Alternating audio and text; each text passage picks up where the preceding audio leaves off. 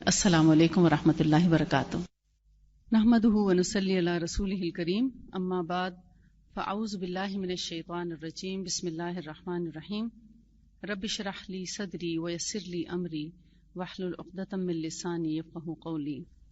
طب نبوی نبی صلی اللہ علیہ وآلہ وسلم کا بتایا ہوا ایک طریقہ علاج ہے جو جسمانی اور روحانی دونوں قسم کے امراض کے لیے بے حد مفید ہے۔ میڈیکل سائنس جسمانی بیماریوں کا علاج تو کسی حد تک کر لیتی ہے، خواہ وہ میڈیکیشن کے ذریعے یا سرجری کے ذریعے، لیکن جو روحانی بیماریاں ہیں اور ایسے مریض جو روحانی طور پر متاثر ہیں، ان کا علاج میڈیکل سائنس سے ممکن نہیں۔ تو ایسی بیماریوں کے لیے ہمیں ہر حال میں طب نبوی کی طرف رجوع کرنا پڑتا ہے۔ اس میں اللہ کے رسول صلی اللہ علیہ وآلہ وسلم نے ہمیں مختلف طریقے بتلائے ہیں علاج کے، جیسا کہ غذا کے ذریعے علاج، یہ میں جسمانی بیماریاں اور آخر میں روحانی بیماریوں کے لیے بھی بتاؤں گی اکٹھے ہی۔ غذا سے علاج، آب و ہوا کی تبدیلی سے علاج، یعنی ایک موسم اگر آپ کو سوٹ نہیں کرتا تو آپ اس میں دوسری کسی اور جگہ شفٹ ہو جائیں، اور کسی کو ڈیمپ ویدر سوٹ نہیں کرتا، کسی کو ڈرائی ویدر سوٹ نہیں کرتا، کسی کو پولن سے الرجی ہے، کسی کو ڈسٹ الرجی ہے، تو اس میں یہ ہے کہ آب و ہوا کی تبدیلی بھی انسان کی صحت کو درست رکھنے کی طرف کافی مددگار ثابت ہوتی ہے۔ پھر دواؤں کے ذریعے علاج، دوا کے ذریعے یعنی آپ کوئی بھی میڈیسن کے بھی بہت سے شعبے ہیں، ایلوپیتھک ہے، ہومیوپیتھک ہے، آیورویدک ہے، طب ہے، طب نبوی کی دوائیں ہیں۔ پھر دواؤں کے علاوہ دعا اور دم سے علاج، رقیہ، دم میں رقیہ آ جاتا ہے، تلاوت قرآن پاک ہے، اور دوا کے ساتھ ساتھ دعا بہت ضروری ہے، کیونکہ یہ ہمارا ایمان ہے اور عقیدہ ہے کہ جب اللہ کی طرف سے کوئی بیماری آتی کسی انسان پر، تو جو لوگ دعا کرتے ہیں وہ دوا سے کہیں جلدی شفا پا جاتے ہیں۔ جب دوا اور دعا دونوں اکٹھی کی جائیں تو پھر شاید ہی کوئی مرض ہے جو باقی رہے، کیونکہ بیماری بھی اللہ کی طرف سے ہے اور شفا بھی وہی دینے والا ہے، اس کے حکم کے بغیر کوئی شفا یاب نہیں ہو سکتا، یہ ہمارا ایمان ہے۔ کیونکہ اللہ تعالیٰ ہی بیماری کا نازل کرنے والا ہے، جیسے اللہ کے رسول صلی اللہ علیہ وآلہ وسلم نے فرمایا، ان اللہ لم ينزل داء الا انزل له شفاء علمہ من علمہ وجہلہ من جہلہ، کہ بے شک اللہ تعالیٰ نے کوئی بیماری ایسی نہیں اتاری، یعنی کہ ہر بیماری جو اللہ اتارتا ہے اس کے لیے شفا اور دوا بھی ساتھ ہی اتار دیتا ہے۔ جو جاننا چاہتا ہے اس کو علم عطا کر دیتا ہے، اور جو نہیں جاننا چاہتا وہ ناواقف رہ جاتا ہے، یعنی پھر وہ شفا یاب نہیں ہو سکتا۔ صحت کی ہماری زندگی میں بہت زیادہ اہمیت ہے۔ انسانی زندگی کے دو اہم پہلو یعنی صحت اور تندرستی، یہ تندرستی اور صحت ایک ایسا تاج ہے جو اللہ تعالیٰ نے صحت مند لوگوں کے سروں پر رکھا ہے، جو غیر صحت مند لوگ ہی دیکھ پاتے ہیں، کیونکہ جس کو صحت ملتی ہے وہ اس کی قدر نہیں کرتا، اس کا شکر گزار نہیں ہوتا، لیکن جب انسان بیمار ہوتا ہے پھر اس کو نظر آتا ہے کہ جو صحت مند ہیں وہ کتنی بہتر حالت میں ہیں، اور بیمار افراد ان کو بڑے رشک اور انہماک سے دیکھتے ہیں۔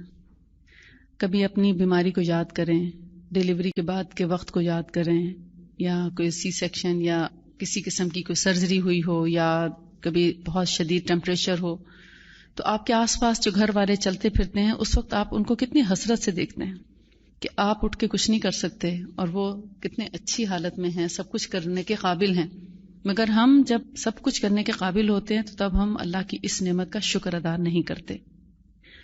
حالانکہ بیماری جو ہے وہ مومن کے لیے گناہوں کے کفارے کا باعث ہے، لیکن اللہ تعالیٰ اس بات کو قطعاً پسند نہیں کرتے کہ مومن کو بیمار ہی رکھا جائے۔ اس لیے اللہ تعالیٰ نے ہمیں عافیت کا سوال کرنا بھی سکھایا، اور رسول اللہ صلی اللہ علیہ وآلہ وسلم نے اس کے لیے ہمیں دعائیں بھی سکھائی ہیں کہ ہم اللہ تعالیٰ سے عافیت کا سوال کریں، اور ایک حدیث میں آتا ہے کہ ایمان لانے کے بعد سب سے بڑی دولت صحت اور عافیت ہے، یعنی دو نعمتیں ہیں، ایک ایمان اور دوسری عافیت. عافیت ہوتا ہے بیماری سے بچ کے رہنا، یعنی جسم جو ہے آپ کا وہ کسی بھی قسم کی تکلیف اور بیماری سے بچا رہے. ایمان اور ایمان کے بعد صحت اور عافیت کی دعا اللہ تعالیٰ کو بہت محبوب ہے.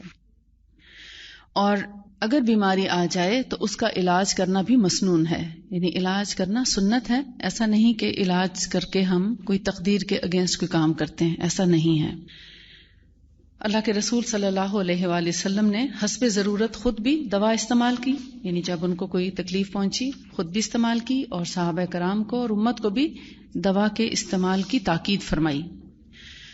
جو دوائیں نبی صلی اللہ علیہ وآلہ وسلم سے ہم تک پہنچی ہیں یا ہمیں ان کا علم ملا ہے، اس میں بہت بڑا رول امام ابن القیم الجوزی کا ہے، جنہوں نے 18ویں صدی ہجری میں ایک ایسی کتاب لکھی جو طب کے اوپر مبنی ہے. پہلے انہوں نے زاد المعاد لکھی جس کے اندر طب کا ایک بہت بڑا چیپٹر ہے طب نبوی سے متعلق، لیکن بعد ازاں انہوں نے طب نبوی کے ٹاپک سے ایک پوری کتاب، مدلل کتاب لکھ دی، جس کے اندر وہ تمام احادیث موجود ہیں جو آپ صلی اللہ علیہ وآلہ وسلم سے کسی بھی علاج کے سلسلے میں مروی تھیں. جو احادیث وہ سب کی سب انہوں نے اس میں جمع کر دی.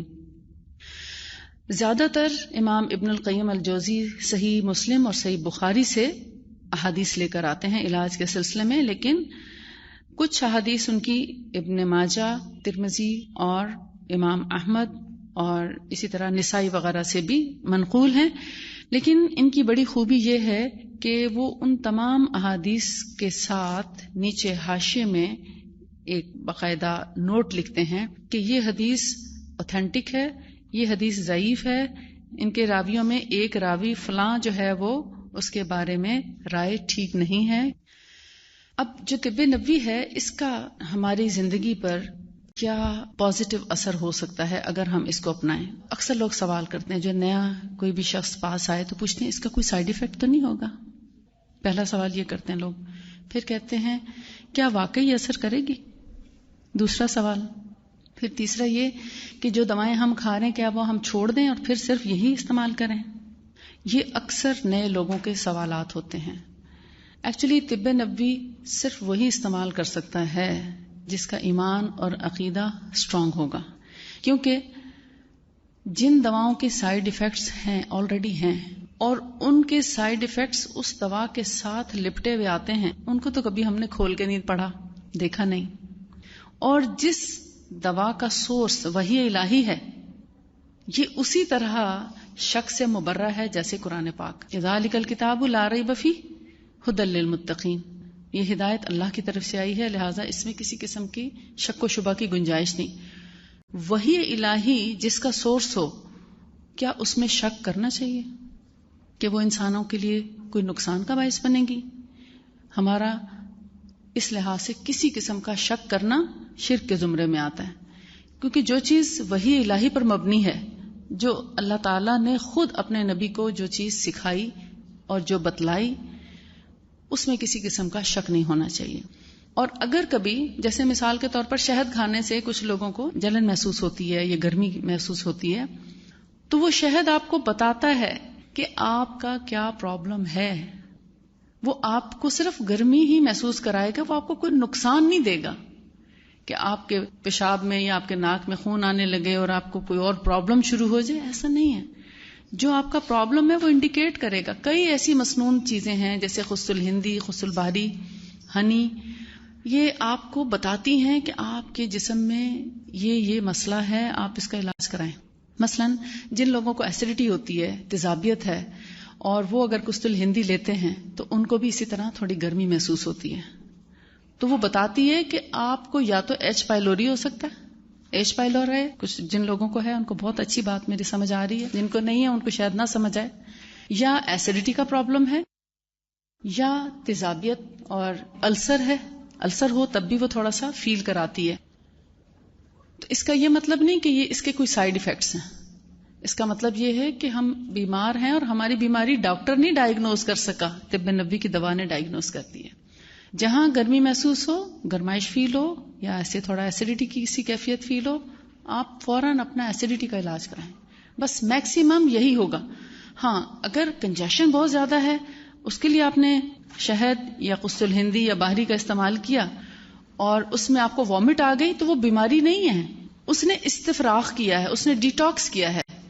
ابھی 2 ہفتے پہلے میرے ملتان میں اسی طرح کلاس تھی، تو وہاں 2 دن ریگولر کلاس تھی. تو اس کا یہ فائدہ ہوتا ہے کہ مثلا آج آپ نے جو چیزیں سنی، کل آپ کے ذہن میں جو سوال اٹھیں گے آپ کو اس کا جواب مل جائے گا. یا جو چیزیں آج آپ لے کر گئے اس میں کسی چیز کے بارے میں آپ کو کوئی ڈاؤٹ ہوا کہ سمجھ نہیں آئی کہ اس کو کیسے استعمال کرنا تھا، کس طریقے سے، یہ کس بیماری کے لیے، نیکسٹ ڈے آپ کو سوال میں اس کی سمجھ آ جاتی ہے، اس کو بہت اچھا ایکسپلین کر دیتے ہیں. تو اسی طرح وہ ایک دن میں نے جو کچھ ان کو قسط الہندی کے بارے میں بتایا کہ کنجیشن اور سینے کے تمام امراض جیسے گلے کی خرابی، ماؤتھ السر اور تھائرائڈ، اور اس کے علاوہ برونکیول نمونیا، برونکائٹس، برونکیکٹسس، پلیورسی، کنجیشن، کاف، اس کا بہت اچھا علاج ہے.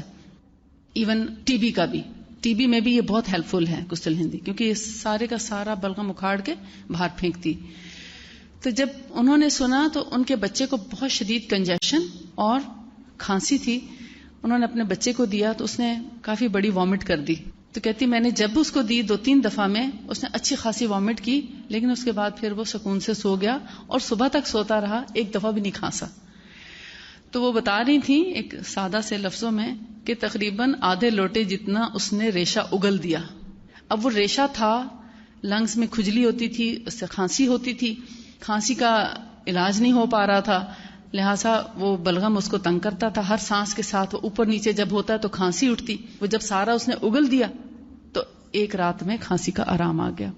کوئی اور ہوتا تو وہ کہتا ہے قسط الہندی سے الٹیاں ہوتی ہیں، یعنی وامٹ شروع ہوگی، میں تو نہیں آئندہ دوں گی کیونکہ اس سے وامٹس ہوتی ہیں. اس نے اس بات کو سمجھا ہی نہیں، انڈرسٹینڈ ہی نہیں کیا کہ اس نے تو ڈیٹاکس کیا. نبی صلی اللہ علیہ وآلہ وسلم نے جتنے علاج بتائے ہیں اس میں آپ نے فرمایا سب سے اچھا علاج یہ ہے کہ جسم کے اندر سے ٹاکسنس نکال دیے جائیں، باڈی کو ڈیٹاکس کیا جائے. استفراغ، حدیث میں جو لفظ استعمال ہوا ہے اس کے لیے، ڈیٹاکس کے لیے استفراغ، عربی میں سے استفراغ بولتے ہیں، یعنی جسم سے گندے مادے اور جو ٹاکسنس ہیں ان کو ریموو کر دینا اور ان کے بدلے جسم کے اندر ایسی صالح خوراک کا استعمال کرنا کہ پھر سے وہ ٹاکسنس دوبارہ نہ بنے. اور جسم کو ہلانا جلانا، موومنٹ کرنا، کچھ نہ کچھ واک کرنا، کچھ نہ کچھ یعنی ہلکی پھلکی ایکسرسائز کرنا کہ ہمارے بیٹھے بیٹھے جوڑوں میں ٹاکسنس جمع ہو جاتے ہیں جن کا نکالنا ضروری ہے.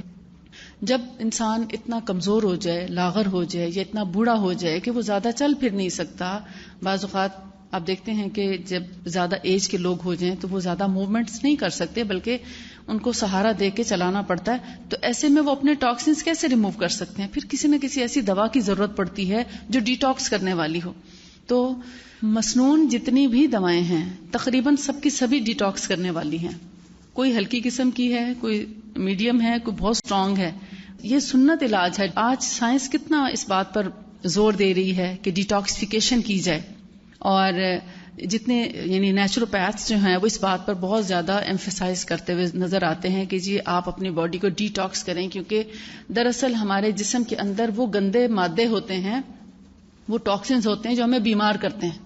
تو بہتر ہے آپ ان گندے مادوں کا اخراج کریں تاکہ آپ کا جسم ان سے پاک ہو کر ایک صحت مند زندگی کی طرف بڑھے. تو یہ تو ہمیں 1400 سال پہلے ہی آپ صلی اللہ علیہ وآلہ وسلم نے فرما دیا تھا، مگر ہم ان کے ان الفاظ کو سمجھے نہیں یا کسی نے سمجھایا نہیں کہ استفراغ کا مطلب دراصل ڈیٹاکس کرنا ہی ہے. اب جب وہ ریشہ اگل دیتی ہے قسط الہندی، اس کے بعد نہ کھانسی رہتی ہے نہ کنجیشن. اب دیکھیں نبی صلی اللہ علیہ وآلہ وسلم نے ایک حرب کے بارے میں فرمایا جس کا نام ہے قسط الہندی. اس کے بارے میں آپ نے فرمایا کہ 7 اشفیہ یعنی 7 شفائیں ہیں اس کے اندر. ان 7 شفاؤں کا میں آپ کو تذکرہ کر دیتی ہوں، لیکن میں نے جو اپنی پریکٹیکل لائف میں، اپنی کلینکل پریکٹس میں جو اس کو استعمال کیا اور ان کو مزید اور جن بیماریوں میں انہی اعضاء سے ریلیٹڈ جن بیماریوں میں استعمال کر کے اس سے 100% یا 101% ریزلٹس لیے ہیں، وہ بھی میں آپ کو انشاءاللہ بتاتی ہوں، تاکہ کیونکہ تجربات کی بنیاد پر جب بات کی جائے تو پھر انسان کو زیادہ اچھا سمجھ آتا ہے. لیکن اگر آپ کو صرف تھیوری بتاتے جائیں کہ یہ چیز مینشن ہے، اس کو لینا چاہیے، یہ نہیں پتا کہ کس طریقے سے لینا چاہیے اور کس بیماری میں کیسے لینا چاہیے، تو آپ اس سے بھرپور فائدہ نہیں اٹھا سکتے. میں سب سے پہلے قسط الہندی کی بات کروں گی کہ نبی صلی اللہ علیہ وآلہ وسلم نے فرمایا کہ ڈیٹاکسیفیکیشن کے لیے سب سے اچھی جو یعنی ایک ان کا لب لباب بتا رہی ہیں، ان کے الفاظ نہیں ہیں، حدیث کے الفاظ نہیں ہیں، یعنی جتنی میں نے اس سے متعلق احادیث پڑھی اس کا خلاصہ یہ ہے کہ جسم کے جو ہمارے میجر پارٹس ہیں، میجر پارٹس ہوتے ہیں دماغ، دل، جگر، گردے، پھیپھڑے، لنگز وغیرہ، ٹھیک ہے، ان اعضاء کی کارکردگی کو یہ بڑھاتی ہے. ان کے اندر جتنے غلیظ مادے ہوتے ہیں، ٹاکسنز ہوتے ہیں، ان کو نکالتی ہے. ان کے اندر خون کا دوران بڑھا دیتی، پورے جسم میں دوران خون کو تیز کرتی ہے. اس کو کہتے ہیں blood circulation. Blood circulation improve ہوتی ہے اس کی وجہ سے، اور باڈی کو ڈی ٹاکس کرتی ہے، بلڈ کلین کرتی ہے. میں سعودیہ میں کنگ سعود یونیورسٹی کے جو ان کا جو ریسرچ سینٹر ہے وہاں سے اس پر ریسرچ کروا رہی ہوں. کینسر پر بھی ہو رہی ہے اس کی ریسرچ اور جنرل ڈیزیزز پر بھی ہو رہی ہے. لیکن اس وقت تک جو ایک مین بات سامنے آئی ہے وہ یہ کہ یہ بہت بڑی اینٹی بیکٹیریل میڈیسن ہے، نیچرل. ہر قسم کے بیکٹیریا کو کل کرنے کی بہت اچھی صلاحیت رکھتی ہے. اس لیے جتنے بھی بیکٹیریل انفیکشنز ہوں یا وائرل انفیکشنز ہوں، ایک موٹی سی بات ہے، اس کی وجہ سے چاہے پیٹ خراب ہو جائے یا کنجیشن ہو جائے، گلا خراب ہو جائے، سور تھروٹ ہو یا اسکن کے اوپر ریشز ہوں، کہیں بھی ریشز ہے، انفلیمیشن ہے، پین ہے، یہ دونوں دوائیں آپ یاد رکھیے. کھانے کا طریقہ میں انشاءاللہ آپ کو ساتھ ساتھ بتا دوں گی. جی وہ آتی ہے نا، میں اس کے ساتھ آپ کو بتاتی ہوں. وہ الگ بتاؤں گی، یہ الگ. ابھی جیسے میرے پاس سیمپل آ جاتے ہیں، میں انشاءاللہ اس کے ساتھ ان کا نام اور وہ سب چیزیں آپ کو مینشن کر دیتی. قسط الہندی اور قسط البحری، یہ دو دوائیں ہیں. دونوں ملتی جلتی ہیں، لیکن چونکہ انسانوں کے مزاج اور انسانوں کی طبیعت مختلف ہوتی ہے تو اللہ تعالیٰ نے ان کے مزاج اور طبیعت کے مطابقت رکھتے ہوئے دونوں دواؤں کا اہتمام کیا کہ گرم مزاج کے لوگ یہ ایک قسم کی لے لیں اور ٹھنڈے مزاج کے لوگ دوسری قسم کی لے لیں. کچھ کے ہاتھ پاؤں جلتے ہوں گے اور کچھ کے ہاتھ پاؤں ٹھنڈے رہتے ہوں گے، ہوتا ہے نا ایسے. اور کچھ لوگ ایسے ہیں کہ اگر ان کو کتنی ہی گرم چیزیں دے دیں کوئی فرق نہیں پڑتا. لیکن بعض لوگ ایسے ہوں گے جن کو چائے پینے سے بھی شاید جلن ہو جائے یا تھوڑی سی مسالہ مرچ تیز ہو تو ان کو جلن ہو جائے گی. تو فرق ہے نا، پیاس زیادہ لگے گی، گھبراہٹ فیل کریں گے اور چاہیں گے کہ کوئی ٹھنڈی چیز لیں تاکہ ان کا کوئی بیلنس ہو جائے جو انہوں نے کوئی گرم چیز. یا گوشت کھانے سے بھی ایون کچھ لوگوں کو تپش ہونا شروع ہو جاتی. تو ان دونوں کا مزاج فرق ہے ایکچولی. یا آپ یہ بھی کہہ سکتے ہیں کہ سردی کے موسم میں ہندی زیادہ تر لی جائے اور گرمیوں کے موسم میں باہری زیادہ لے لی جائے، تو اس سے بھی آپ کو تھوڑا سہولت ہو جائے گی اس کے لینے میں. اب جیسے آج کل کسی وقت سردی کی لہر آ جاتی ہے اور کسی وقت جو ہے موسم تھوڑا سا گرم ہو جاتا ہے، تو جب ٹھنڈک کی وجہ سے کوئی تکلیف پہنچے، سردی کی وجہ سے دردیں ہو جائیں یا کہیں انفلیمیشن ہو جائے درد کے ساتھ، آپ نے جیسے درد بھی ہے مگر اس حصے کو بہت زیادہ جیسے کہتے ہیں نا کام کاج کر کے یوز کیا اور اس کے بعد پھر سویلنگ ہو گئی ہے، انفلیمڈ ہو گئے ہیں جوائنٹس یا کوئی بھی حصہ، پاؤں یا لیگز یا نیز وغیرہ، تو وہ انفلیمیشن ہو یا درد ہو، ایسی صورت میں پھر ہندی کا استعمال کیا جائے. لیکن جب ریشز ہو جائیں، ریشز عموماً ہوتے ہیں یعنی جیسے کوئی گرم چیز آپ کھائیں تو آپ دیکھتے ہیں پمپلز نکل آتے ہیں، دانے نکل آتے ہیں، کوئی نہ کوئی پھوڑا پھنسی. اور اسی طرح گرم چیز کھائیں تو منہ جل جاتا ہے اور سور ہو جاتا ہے. اسی طرح گلا بھی عموماً جیسے اکثر لوگوں کو تو سردی سے خراب ہوتا ہے لیکن بہت سے لوگوں کو گرمی سے بھی خراب ہوتا ہے. یعنی زیادہ گرمی ہو جائے، کوئی گرم چیز چائے کا گرم گھونٹ پی لیا، سویل کر گئے ٹانسز. گرمی کی وجہ سے اگر خراب ہوا ہے تو قسط البحری. یہ اگر آپ کو ان دونوں کا واضح پتہ چل جائے فرق تو آپ گھر بیٹھے اپنا اور اپنے بچوں کا علاج کر سکتے ہیں ان تمام بیماریوں کے لیے. سور تھروٹ میں قسط البحری بہت اچھا کام کرتی ہے. سور تھروٹ، ماؤتھ السرز، آپ دیکھتے ہیں کہ ماؤتھ السرز کا کسی اینٹی بایوٹک میں کوئی علاج نہیں ہے. لوگ منہ میں چھالے لیے پھرتے ہیں اور مسلسل چھالوں سے کھا بھی نہیں سکتے، پھر لکوڈز لینا پڑتے ہیں، چبا نہیں سکتے، مرچ نہیں کھا سکتے یا کوئی بھی کھٹی اور مرچ مسالے والی چیز نہیں لے سکتے. تو ان سب کا علاج قسط البحری میں ہے. ایسے لوگ تو ہر تھوڑی دیر کے بعد ایک چٹکی بھی منہ میں رکھ لیں ڈرائی پاؤڈر اس کا، تو تب بھی وہ اس کو ہیل کر دیں گے. اور اگر اتنے زیادہ سور ہے منہ کہ وہ پاؤڈر بھی ان کو تکلیف دیتا ہے تو پھر اس پاؤڈر کو تھوڑے سے پانی میں 1 چمچ پانی میں حل کر کے منہ میں رکھ لیں 5 منٹ کے لیے. اور اسی طرح سوتے وقت بھی جب مسواک وغیرہ کر کے سونے لگیں تو اینڈ میں اس کا ایک گھونٹ کچھ دیر منہ میں رکھ کے نگل کے سو جائیں اسی کست البحری کے ذائقے کے ساتھ، تاکہ رات بھر میں وہ ہیلنگ کرتا رہے.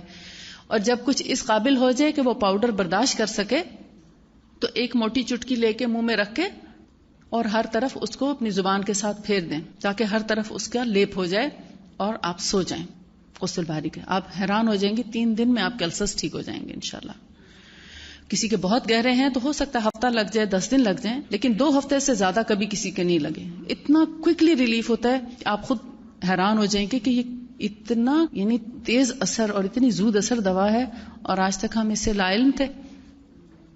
پھر جو کست الہندی ہے جس کے بارے میں بتا رہی تھی کہ پلیورسی ہوتا ہے لنگس میں پانی پڑ جانا، پھیپھڑوں میں پانی پڑ جاتا ہے. دل کی بیماری SLE کے ساتھ بھی ہوتا ہے، یا اسائٹس کے ساتھ پلیورسی ہو جاتی ہے، یا جانڈس یا کرونک لیور ڈیزیز کے ساتھ سم ٹائمز پلیورسی ہو جاتی ہے. یعنی بہت گہری بیماریوں کے ساتھ لنگس میں پانی پڑتا ہے.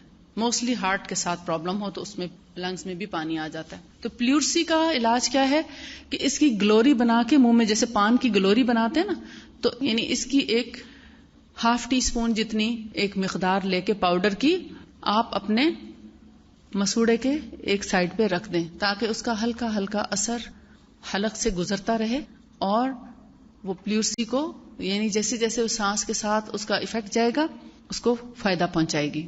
دوسرا اس کو انہیل کر لیں، یعنی تھوڑا سونگھ لیں پاؤڈر ہتھیلی پہ رکھ کے. اگر آپ کنفرم کرنا چاہتے ہیں کہ دونوں نتنوں میں گیا کہ نہیں تو ایک طریقہ تو یہ ہے ہتھیلی پہ ڈالیں اور ایک نتنا بند کر کے اس کو زور سے انہیل کریں تو وہ آپ کے یہاں نتنوں میں لگ جاتی ہے، وہ اوپر لنگز میں نہیں پہنچتی. پھر اسی طرح دوسری طرف سے پریس کر کے اور اس طرف سے سونگیں اور یہ اس نتنے میں بھی لگ جائے گی. یہ انہیلر کا کام کرتی ہے. تو جن لوگوں کو ایستھما ہو، پلیورسی ہو، بہت زیادہ کنجیشن ہو، نمونیا ہو تو یہ ناک میں اس طرح انہیل ضرور کرائیں. چھوٹے بچے سونگ نہیں سکتے تو ان کو تھوڑا سا پاؤڈر یہاں نتنوں پہ لگا دیں. ایسے جب آپ لگا دیں گے تو وہ جو ان کے سانس کے ساتھ اس کا اسمیل ہی اندر جائے گی اسی سے ان کو شفا ہو جائے گی انشاءاللہ. اور ساتھ میں کھانے یا پینے کے لیے بھی ان کو دی جائے کست الہندی. کست الہندی ان چیزوں کے لیے کیونکہ یہ بڑی ڈیپتھ میں جانے والی آپ لنگز ہیں نا، اندر تھیلیاں ہیں ہماری ایک قسم کی ہوا کی تھیلیاں ہیں، بالکل جسم سے ایک الگ سے ایک چیز اندر لٹک رہی ہے. تو وہاں تک اینٹی بایوٹک بھی اتنی جلدی اثر نہیں کرتی. پلیورسی کا بھی کیا حل نکالا ہے کہ وہ لنگ سے پانی نکالتے ہیں اور اگر بہت زیادہ انفیکشن ہو جائے پھوڑے جن کو برونکیکٹسس بولتے ہیں اس کا علاج بھی آپ صلی اللہ علیہ وسلم نے فرمایا کست الہندی میں ہے. ڈاکٹرز اتنا پارٹ لنگز کا کاٹ دیتے ہیں اور باقی لنگ کو سی دیتے ہیں، لیکن کست الہندی کا یہی عمل سونگنا اور منہ میں گلوری رکھنا اور کسی وقت اس کا کعوہ بنا کے یا کعوے کے بغیر عام نارمل گرمی کا موسم ہو تو نارمل پانی میں پئیں، سردی کا موسم ہو تو گرم پانی میں بھی پی سکتے ہیں تاکہ اس کا ایفیکٹ آپ کی چھاتی تک پہنچے.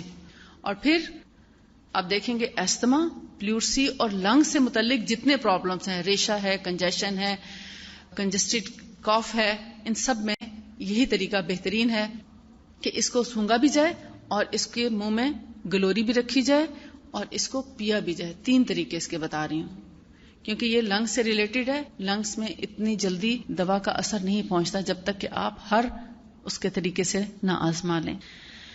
اب ہے ٹانسلائٹس، گلے کی خرابی، ٹانسز پھول جائیں، گلٹیاں بن جائیں گلے میں، اور پھر اس کے ساتھ ہم اس کا کیسے علاج کریں. تو آپ صلی اللہ علیہ وسلم نے لوزتین یا ٹانسلائٹس کے لیے اس کا جو طریقہ فرمایا وہ یہ کہ کست البحری کو، یعنی اگر گرمی سے ہیں تو کست البحری استعمال کریں گے اور اگر سردی سے گلا خراب ہوا ہے تو کست الہندی استعمال کریں گے.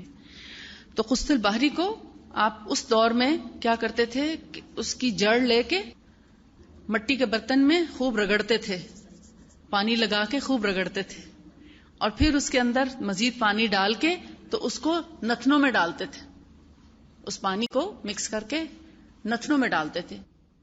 یہ ہندی ہے، ڈارک کلر کی جو ہے نا ہندی ہے، جو سردی کے موسم میں بھی استعمال کرتے ہیں اور شدید بیماریوں میں، گردے کے فیل ہونے میں، گردوں کی بیماری، پتھری ہو، انفلیمیشن ہو، گردے کا انفیکشن ہو، ہائیڈرونیفروسس ہو جائے، پیشاب بند ہو جائے، پیشاب کا نہیں آ رہا تو اس میں یہ ہندی ہی کام کرے گی. UTI کا پرابلم ہو تب بھی یہ ہندی کام کرے گی. گردے کی بیماری میں آپ صلی اللہ علیہ وسلم نے فرمایا یہ کمپلیٹ کیور ہے.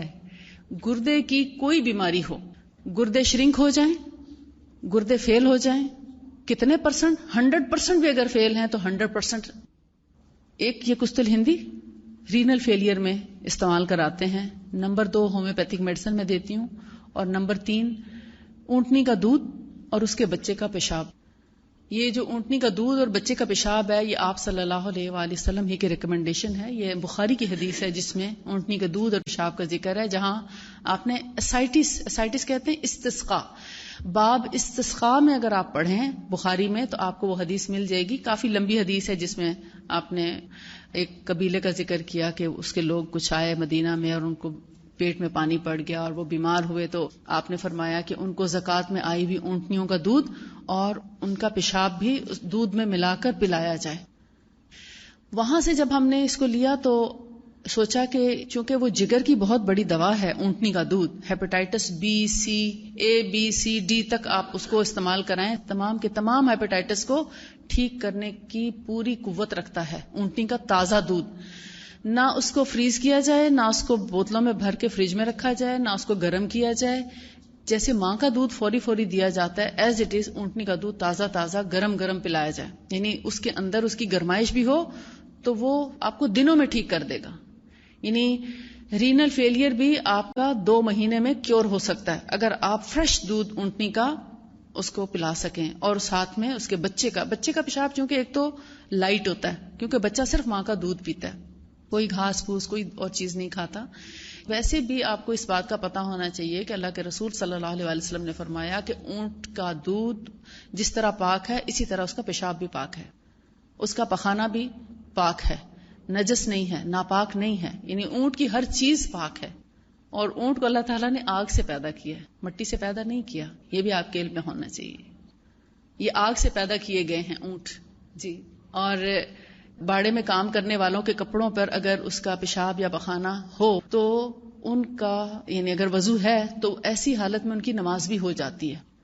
یعنی باڑے میں نماز نہ پڑھیں، باڑے سے ہٹ کے پڑھیں، مگر اگر اس زمین پر تھوڑا بہت اثر بھی ہو پیشاب کا تو تب بھی نماز ہو جاتی ہے کیونکہ یہ پاک ہے. تو یہ چیز ہمیں پتہ ہونی چاہیے کہ کون سی چیز کو ہمارا دین پاک کہتا ہے اور کون سی چیز کو ناپاک کہتا ہے. جب ہم مسکنسیپشن رکھتے ہیں نا تو ہم بہت سی بیماریوں میں گھر جاتے ہیں. اب آپ دیکھیں انہی بیماریوں میں گھرے ہوئے ہیں جن کو جب تک ہم نہیں مانیں گے ہم نہیں نکل سکیں گے. ہر دوسرے تیسرے گھر کا بندہ گردے کا بیمار ہے کہ نہیں؟ اگر میں آپ سے کہوں کہ آپ کے گھروں میں یعنی آپ کے خاندانوں میں کتنے لوگوں کے گردوں کی بیماری ہے، چاہے وہ پتھری ہے، چاہے وہ گردے کا درد ہے، چاہے وہ ہائیڈرونیفروسس ہے، چاہے وہ رینل فیلئر کا کیس ہے، کریٹینن ہائی ہو گیا، ڈائلسس پہ ہیں، کتنے لوگوں کے فیملی میں گردے کے مریض ہیں یا یو ٹی آئی کا پرابلم ہے؟ یعنی آدھے سے زیادہ لوگ ہوں گے. لیکن ہمارا دل نہیں مانتا کہ ہم اونٹنی کے پیشاب کو پاک سمجھ لیں، اور جب تک نہیں سمجھیں گے ہم اس بیماری سے نجات نہیں پا سکتے. اچھا، تو یہ جو ہے آلات بول کے پرابلمز جتنے بھی ہیں، آلات بول کہتے ہیں گردے اور مثانے سے متعلق جتنی بھی تکالیف ہیں، چاہے وہ یورینری ٹریک انفیکشن ہو.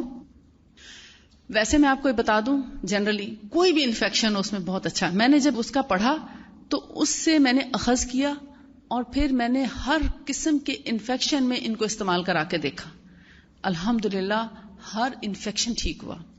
جن لوگوں کا گرمی کا مزاج تھا ان کو ہم نے پہلے یہ دی وائٹ والی کستل بہری، یعنی جن کے ہاتھ پاؤں میں جلن ہوتی ہے یا جن کو بہت زیادہ گرمی لگتی ہے، بہت زیادہ ان کو اے سی کے بغیر نہیں رہ سکتے، ہوا کے بغیر نہیں رہ سکتے، ان کو پہلے ہم یہ استعمال کراتے. جب ان کا مزاج معتدل ہو جاتا ہے پھر ہم بعد میں ان کو یہ دیتے ہیں. حتیٰ کہ گردے فیل کے مریض کو بھی اگر گرمی اور تپش بہت زیادہ ہے تو ہم پہلے یہ دے دیتے ہیں. یا ایسیڈیٹی کا پرابلم ہے، جلن ہے، اس کے ساتھ میدے کا علاج بھی کرتے ہیں، گرمی کا علاج بھی کرتی ہوں اس کے بعد، اور ساتھ ساتھ یہ بھی دیتے ہیں. پھر ہم یہ استعمال کریں. یہ بہت اسٹرانگ دوا ہے، کسی بھی اینٹی بایوٹک سے زیادہ افیکٹو ہے. اس کو آپ ہندی یہ زیادہ افیکٹو ہے. اگر آپ اس کو آزمانا چاہیں، جیسے 2 لوگ بیمار ہونا اور دونوں کے ایکولی ٹانسلز بڑے ہوئے ہیں، مثلا ایک کو آپ اینٹی بایوٹک شروع کرا دیں اور ایک کے ناک میں یہ ڈالنا شروع کریں، ساتھ میں کھلانا بھی شروع کریں. یہ دوسرے دن ٹھیک ہوگا اس کے استعمال کرنے والا. اینٹی بایوٹک والا 8 دن بعد ٹھیک ہوگا، اور 8 دن گزریں گے اینٹی بایوٹک والا دوبارہ بیمار ہو جائے گا، یہ انشاءاللہ دوبارہ بیمار بھی نہیں ہوگا. اتنا کوئک ریلیف ہے اس سے انشاءاللہ. اور وہی سائیڈ ایفیکٹس ہے نا کہ امیونٹی ویک ہو جاتی ہے، اور پھر نئی بیماری کے لیے انسان پہلے سے زیادہ تیزی کے ساتھ جو ہے وہ آمادہ ہو جاتا ہے یا بیمار جلدی ہو جاتا ہے. اچھا، ڈارک والی actually anti bacterial medicine strong والی یہی ہے. ڈارک والی کڑوی بھی بہت ہے، اسمیل بھی بڑی اسٹرانگ ہے. جنہوں نے کبھی نہیں کھائی وہ پہلی دفعہ کھا بھی نہیں سکتے، مطلب ان کو مشکل لگتا ہے. اب میں تو منہ میں اس کو رکھ ہی لیتی ہوں کیونکہ میں نے سارے ایکسپیرینسز اپنے اوپر کیے ہیں. سب سے پہلے خود کھاتی ہوں، کسی بھی تکلیف میں، تھکن میں، بیماری میں، کوئی بھی تکلیف ہو تو پہلے اپنے اوپر تجربات کیے، پھر اپنے بچوں پہ، اپنے گھر والوں پہ، پھر اپنے پیشنٹس پہ. الحمدللہ اب میرے پاس تھاؤزنڈس کے حساب سے اس کے ریزلٹس موجود ہیں الحمدللہ. دیکھیں چھوٹے بچوں کو، بہت چھوٹے بچوں کو تو آپ چٹکی بھی دے دیں گے نا، ٹھیک ہے، اس کو آپ شہد میں ملا کر دے دیں، ٹھیک ہے. یہ بیری کا شہد ہے اور بالکل پیور فریش اکتوبر کا بنا ہوا ہے، قدرتی شہد ہے. جتنا شہد اچھا ہوگا اتنے ہی پھر آپ کو ریزلٹس بھی اچھے ملیں گے. ایکچولی جب تک کوئی چیز بذات خود ٹھیک نہیں، آپ اس سے اچھے ریزلٹس نہیں لے سکتے، ٹھیک ہے. گھر سارے ہی آباد نظر آتے ہیں، لیکن جن گھروں میں اچھی بہویں جاتی ہیں یا اچھی لڑکیاں جاتی ہیں ان گھروں کا سکون اور ان کا ماحول کچھ اور ہوتا ہے. لیکن جن گھروں میں نیگیٹو تھاٹس کی لڑکی چلی جاتی ہے، پھر وہ بےچارے پردے ہی ڈالتے رہتے ہیں اور گزارا کرنے کی کوشش کرتے رہتے ہیں. اسی طرح میری یہ کوشش ہوتی ہے کہ اپنی اٹموسٹ کوشش کر کے چیز کی پیورٹی اتنی رکھوں جتنی کہ اللہ کے رسول صلی اللہ علیہ وآلہ وسلم کے گھر میں تھی. میری ہر ممکن اتنی ہی کوشش ہے. ہاں اگر اس میں کوئی جیسے آپ کہہ لیں کہ کھاد کے حوالے سے ہے، وہ بھی میری کوشش ہوتی کہ میں را مٹیریل لوں جہاں کھاد استعمال نہیں ہوتی. جن علاقوں میں کھاد ہے ہی نہیں یا وہ اتنے غریب علاقے ہیں کہ وہاں کھاد بھی استعمال نہیں کر سکتے، صرف بارش کے پانی سے ہی قدرتی طور پر اگتی ہیں چیزیں. مثال کے طور پر ہم تلبینہ جو لیتے ہیں وہ ایسے پنجاب کے، جنوبی پنجاب کے ایسے علاقوں سے لیتے ہیں جہاں پر سوائے بارش کے اور پانی کا بھی ارینجمنٹ نہیں ہے. تو ان جگہوں سے ہم یہ جو لے کر اور اسے تلبینہ بنایا جاتا ہے کہ جو بالکل کھاد اور سپرے سے محفوظ ہے، پاک ہے. اچھا، جو ہلکے رنگ کی ہے یہ گرم مزاج لوگوں کے لیے مفید ہے، جن کو گرمی لگتی ہے، ہاتھ پاؤں میں جلن ہوتی ہے، بہت گرمی کا اثر ہے، ایسیڈیٹی ہے، السر ہے، معدے میں زخم ہے، منہ میں زخم ہے، چھالے ہیں، پمپلز ہیں اور ویجائنل انفیکشنز وغیرہ قسم کی چیز. ابھی صرف انفیکشنز کی بات ہو رہی، وہ کہیں کا بھی انفیکشن ہے یا السر ہے تو اس کے اندر باہری استعمال ہوگی. پھر اگر جلن نہیں ہے، تیزابیت نہیں ہے، السر نہیں ہے تو پھر یہ پہلے نمبر پہ آئے گی. اسی سے ایستما، اسی سے پلیورسی، اسی سے کنجیشن، اسی سے باقی انفیکشنز وغیرہ جو ہیں وہ اس سے ٹھیک ہو. ڈیٹاکس کرنے کے لیے یہ دی بیسٹ ہے پاؤڈر. اور دوسرا اگر شوگر نہیں ہے تو شہد میں ملا کر بھی لے سکتے ہیں، اور اگر شوگر ہے تو سادہ لیں پانی کے ساتھ، سردیوں میں گرم پانی کے ساتھ اور گرمیوں میں عام روم ٹیمپریچر پانی کے ساتھ لیں. اور طریقہ یہ ہے جیسے جسم میں اگر دردیں ہیں، خاص طور پہ تھکن ہے، فٹیک ہے، آپ کہتے ہیں مجھ سے اٹھا نہیں جاتا، بیٹھا نہیں جاتا، کام نہیں کیا جاتا، جو میں چاہتی ہوں میں کروں وہ میں کر نہیں سکتی، تو ایسے میں اس کی 1 چائے کی چمچ ایڈلٹس کے لیے، آپ سب لوگوں کے لیے 1 چائے کی چمچ سیدھی کر کے، پلین کر کے، اوپر سے لیول ٹی سپون 1 گھونٹ پانی میں ڈال دیں، رات کو مکس کر کے رکھ دیں، اور صبح خالی پیٹ اس کو بھلے نماز سے پہلے ہی لے لیں، کیونکہ اگر نماز سے پہلے لیں گے تو یہ کینسر کی بھی بہت بڑی دوا بن جاتی ہے، پھر یہ کینسر میں بھی ہیلپ کرتی ہے. نماز سے پہلے لینے میں حکمت یہ ہے کہ جب آپ نماز پڑھتے ہیں تو آپ کے پورے جسم کے اندر اس کو دوڑا دیتی، خون کے اندر شامل ہو جاتی، پوری ایکسرسائز ہو جاتی ہے نماز میں. تو نماز سے پہلے لیں، زیادہ افیکٹو ہے. لیکن جن لوگوں کو تھائرائیڈ کا پرابلم ہے اور ان کو ضروری ہے کہ وہ تھائرائیڈ کی دوا پہلے کھائیں ہر حال میں، تو بے شک وہ تھائرائیڈ کی دوا پہلے لے لیں اور اس کو نماز کے بعد لے لیں، 10-15 منٹ کا وقفہ کر دیں. 1 T spoon level T spoon رات کو سونے سے پہلے بھگو دیں اور صبح میں نماز سے پہلے پی لیں. اور اس کے بعد 1 گلاس پانی پینا ضرور ہے، یہ ضروری ہے 1 گلاس پانی پینا. ہاں، رینل فیلئر کے جو پیشنٹس ہیں وہ 1 گلاس نہ پئیں، وہ اگر زمزم ملا ہوا پانی ہے تو آدھا گلاس پی لیں. زمزم کے بغیر رینل فیلئر کے پیشنٹس کو پانی نہ دیں ورنہ وہ ڈائجسٹ نہیں کر سکیں گے. جتنے گردے فیل کے مریض ہیں وہ زمزم ملا پانی ضرور پیا کریں، کیونکہ جب پانی میں زمزم مل جاتا ہے تو گردوں کو کام کم کرنا پڑتا ہے. زمزم گردوں میں نہیں جاتا، ڈائریکٹ خون میں شامل ہو جاتا ہے، اس لیے گردوں پہ بوجھ نہیں پڑتا پانی کا. گردوں کو پانی کی صفائی نہیں کرنی پڑتی. جب زمزم خالص پیا جائے تو اور بھی زیادہ افیکٹو ہو جاتا ہے. لیکن جس پانی میں شامل ہو اس کو بھی یہ بڑا ڈومینیٹنگ پراپرٹیز رکھتا ہے زمزم، اس پانی کو اپنے جیسا کر لیتا ہے. لہذا زمزم ملا پانی دیں جن کے گردوں کا مسئلہ ہو. اب رات کو 1 گھونٹ بھگو کے صبح 1 گھونٹ پی کے اور اس کے بعد 1 گلاس نارمل روٹین کے لوگ جو ہیں وہ پئیں گے. ٹھیک ہے، آپ تھک گئے ہیں، آپ نے زیادہ واک کر لی، آپ زیادہ مہمان آئے تھے، تھک گئے، تو ایسی صورت میں بھی کبھی اس کو آزما کے دیکھیں، آپ کی واقعی دردیں، تھکن، سب انفلیمیشن ٹھیک ہو جائے گی انشاءاللہ. کبھی 1 خوراک سے، کبھی 3 خوراک سے، یعنی دوسرے دن تیسرے دن. اور آرتھرائٹس کے مریض اگر اس کو لے رہے ہیں یا ہارمونل پرابلمس میں بھی یہ بہت افیکٹو ہے، تو اس کا طریقہ یہ ہے کہ دوا پوری 1 مہینہ لے کر 5 سے 6 دن کے لیے چھوڑ دیں. اسی طریقے سے لیتے رہیں. آرتھرائٹس میں یا کرونک ڈیزیز میں، جیسے گردے فیل کا مریض ہے یا اس کو یعنی لنگس کا کوئی پرابلم ہے مثلا، جس کو ریگولر بیسس، بے اولاد جوڑے جن کی اولاد نہیں ہو رہی، اس پہ بھی ہم نے اس کو آزما کے دیکھا، اس میں بھی الحمدللہ ہمیں 99% ریزلٹس ملے اس کے. بے اولادی کا مرض کا اس کے اندر بہت اچھا علاج ہے. مینسٹرل پرابلمس، جتنے بھی مینسز کے مسائل ہیں، مینسز کم آ رہے ہیں، زیادہ آ رہے ہیں، نہیں آتے، بالکل ہی ختم ہو گئے ہیں، بالکل ہی بند نہیں ہوتے، استحاضہ کا مسئلہ ہے، جاتے ہی نہیں، بھلے کوئی بھی پرابلم ہے مینسز سے ریلیٹڈ، آپ اس کو مستقل لیتے رہیں. 1 مہینہ لینے کے بعد 5 سے 6 دن کے لیے اس کو ڈراپ کر دیں اور پھر اس کے بعد دوبارہ سے 1 مہینہ لیں اور پھر 5-6 دن کے لیے چھوڑ دیا کریں. اسی طرح آپ کم از کم 3 مہینے تک لیں، کم از کم 3 مہینے. پھر اگر ضرورت ہو 1 مہینہ یا 2 مہینہ اور مزید لی جا سکتی ہے. اب جن کو مینسز ہوتے ہیں، مثلا کم ہوتے ہیں فرض کریں، یا 10 کی بجائے 15 دن تک ہوتے ہیں فرض کریں، تو جس دن مینسز سے فارغ ہوں، مینسز والوں کے لیے کہ جس دن مینسز سے فارغ ہوں اس دن چھوڑا کریں. مینسز کے دوران لیتے رہیں، لیکن جس دن نہائیں اس دن 5-6 دن کے لیے چھوڑ دیں اس کے بعد، اور پھر 5-6 دن کے بعد، تاکہ ہارمونز خود سے اپنا کام کرنے کی عادت ڈالیں، اور پھر 5-6 دن کے بعد اس کو دوبارہ سے نئے سرے سے شروع کر لیں. ڈیٹ لکھ لیا کریں اور ڈیٹ کے مطابق شروع کر لیا کریں. یہ ہے اس کا روٹین میں پینے کا طریقہ. گلے کی خرابی میں جب تک گلا ٹھیک ہو جائے اس کو استعمال کریں، چاہے 3 دن یا 8 دن یا 10 دن، ڈیپینڈ کرتا ہے. کسی کے پس پڑی ہوتی ہے، بہت بڑی غاریں بن جاتی ہیں گلوں میں، ٹانسس میں بہت بڑے بڑے، تو 15 دن سے زیادہ اس کی کبھی ضرورت پڑی نہیں، اس کو ناک میں پانی میں ملا کر ڈالنے میں اور یا پھر اس کو کھانے میں. تھائرائیڈ کے پیشنٹس بھی اسی طرح اس کو لیں گے، رات کو بھگوئیں گے اور صبح پئیں گے، لیکن سوتے وقت ضرور اس کی 1 چٹکی منہ میں رکھ کے سویا کریں تاکہ حلق میں اس کا ایفیکٹ رہے. میرا خیال ہے اس کی اب کافی حد تک سمجھ آ گئی ہوگی آپ کو. جی، ٹی اسپون بتایا میں نے، ٹیبل اسپون کا نام نہیں لیا.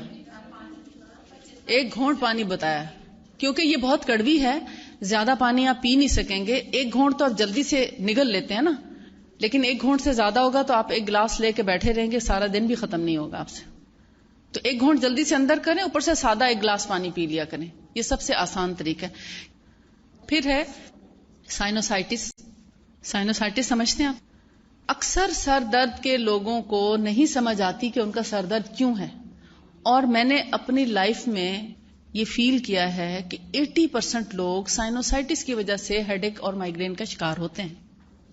لیکن 20 سال ہو جاتے ہیں، ڈاکٹرز ڈائگنوز نہیں کر پاتے کہ اس کا اصل مسئلہ کیا ہے. آپ کو جب بھی سر درد ہوتا ہے گولی کھا کے سو جاتے ہیں، آپ سارے ضروری کام چھوڑ کے بھی سو جاتے ہیں آپ، لیکن آپ کو یہ نہیں پتا چلتا کہ میرا سر درد بار بار کیوں ہوتا ہے. کسی کو 5 یا 10% سائنوسائٹس ہوگا، کسی کو 40-50% ہوگا اور کسی کو 100% ہوگا. سب کا ایک لیول کا سائنوسائٹس نہیں ہوتا. سائنوسائٹس ہوتا کیا ہے کہ جب آپ کا نزلے، زکام، کھانسی میں علاج صحیح نہیں ہوتا اور آپ اس میں اینٹی بایوٹکس کھا لیتے ہیں اور آپ کا جو کنجیشن اور ریشہ ہے وہ اندر ہی سکھا دیا جاتا ہے. جیسے آپ کسی چیز کو دھوپ میں رکھ کے سکھا دیں، مثلا پالک یا میتھی کو اگر آپ سکھائیں، وہ کتنے سائز کا پتا ہوتا ہے اور وہ کتنا سا رہ جاتا ہے. اسی طرح یہ بلغم کو سکھا دیتے ہیں اندر. وہ سوکھ جاتی ہے. اب جہاں جہاں ہے وہ وہیں سوکھی ہوئی ہے. آپ ایکس رے کرا کے دیکھیں تو آپ کو نظر آ جائیں گے اس کے لائننگز. اب اس کی وجہ سے سانس پراپر نہیں آتا. اس وقت بھی آپ بیٹھے بیٹھے اگر میں آپ کو بتاؤں کہ آپ اپنا ٹیسٹ کر سکتے ہیں کہ آپ کو سائنس ہے یا نہیں, تو آپ اپنا منہ بند کر کے رائٹ نوسٹرل پریس کریں اور لیفٹ سے سانس لیں, 2-3 سانس لیں. پھر اسی طرح منہ بند کر کے لیفٹ نوسٹرل پریس کریں اور رائٹ سے سانس لیں. آپ کو اندازہ ہو جائے گا کہ آپ کے دونوں نتنوں سے ہوا آسانی سے آپ کے لنگس میں آتی جاتی ہے یا تھوڑا سا ایک طرف سے یا دونوں طرف سے پرابلم ہے. جن کو بھی تھوڑا سا پرابلم ہے ان کو کچھ حصہ سائنوسائٹس کا ہے, اور جب ان کو سر میں درد ہوتا ہے تو اسی سائنس کی وجہ سے ہوتا ہے. ٹھیک, اس کا سنت میں کمپلیٹ کیور ہے. آپ اس کا علاج 1 مہینے سے لے کے 1.25 مہینے میں کمپلیٹ کر سکتے ہیں. اور اس کا طریقہ کیا ہے؟ یہ کلونجی کا تیل ہے, یہ خاص طور پر سائنس کے لیے بنایا گیا ہے. ایک تو یہ جو کلونجی کا تیل ہے یہ بہت کڑوا ہوتا ہے, یہ لگانے کے لیے, مساج کے لیے یا پینے کے لیے بہت اچھا ہے. کڑوا بھی ہے مگر بہت افیکٹو ہے. یہ ڈفرینٹ طریقے سے بنایا جاتا ہے اور اس کو ڈفرینٹ طریقے سے بنایا جاتا ہے ناک کے لیے. یعنی اس کو آپ ناک میں ڈال تو سکتے ہیں مگر ہر کوئی نہیں ڈال سکتا, بہت اسٹرانگ ہوگا یہ ناک میں ڈالنے کے لیے. اچھا, اب یہ سائنس کا علاج کیسے ہے؟ آپ بے شک اس وقت شروع کریں جب آپ کو سر میں شدید درد ہو, اس وقت سے شروع کریں. اس کو بہت احتیاط سے آپ نے ڈالنا ہے, کیونکہ جب ہم لاپرواہی سے ڈالیں یا ہمیں صحیح طریقہ نہ پتا اور ہم اپنے یعنی ڈال کے بہت دیر تک لیٹے رہیں تو پھر آف کورس کہ یہ زیادہ دور تک چلا جائے گا.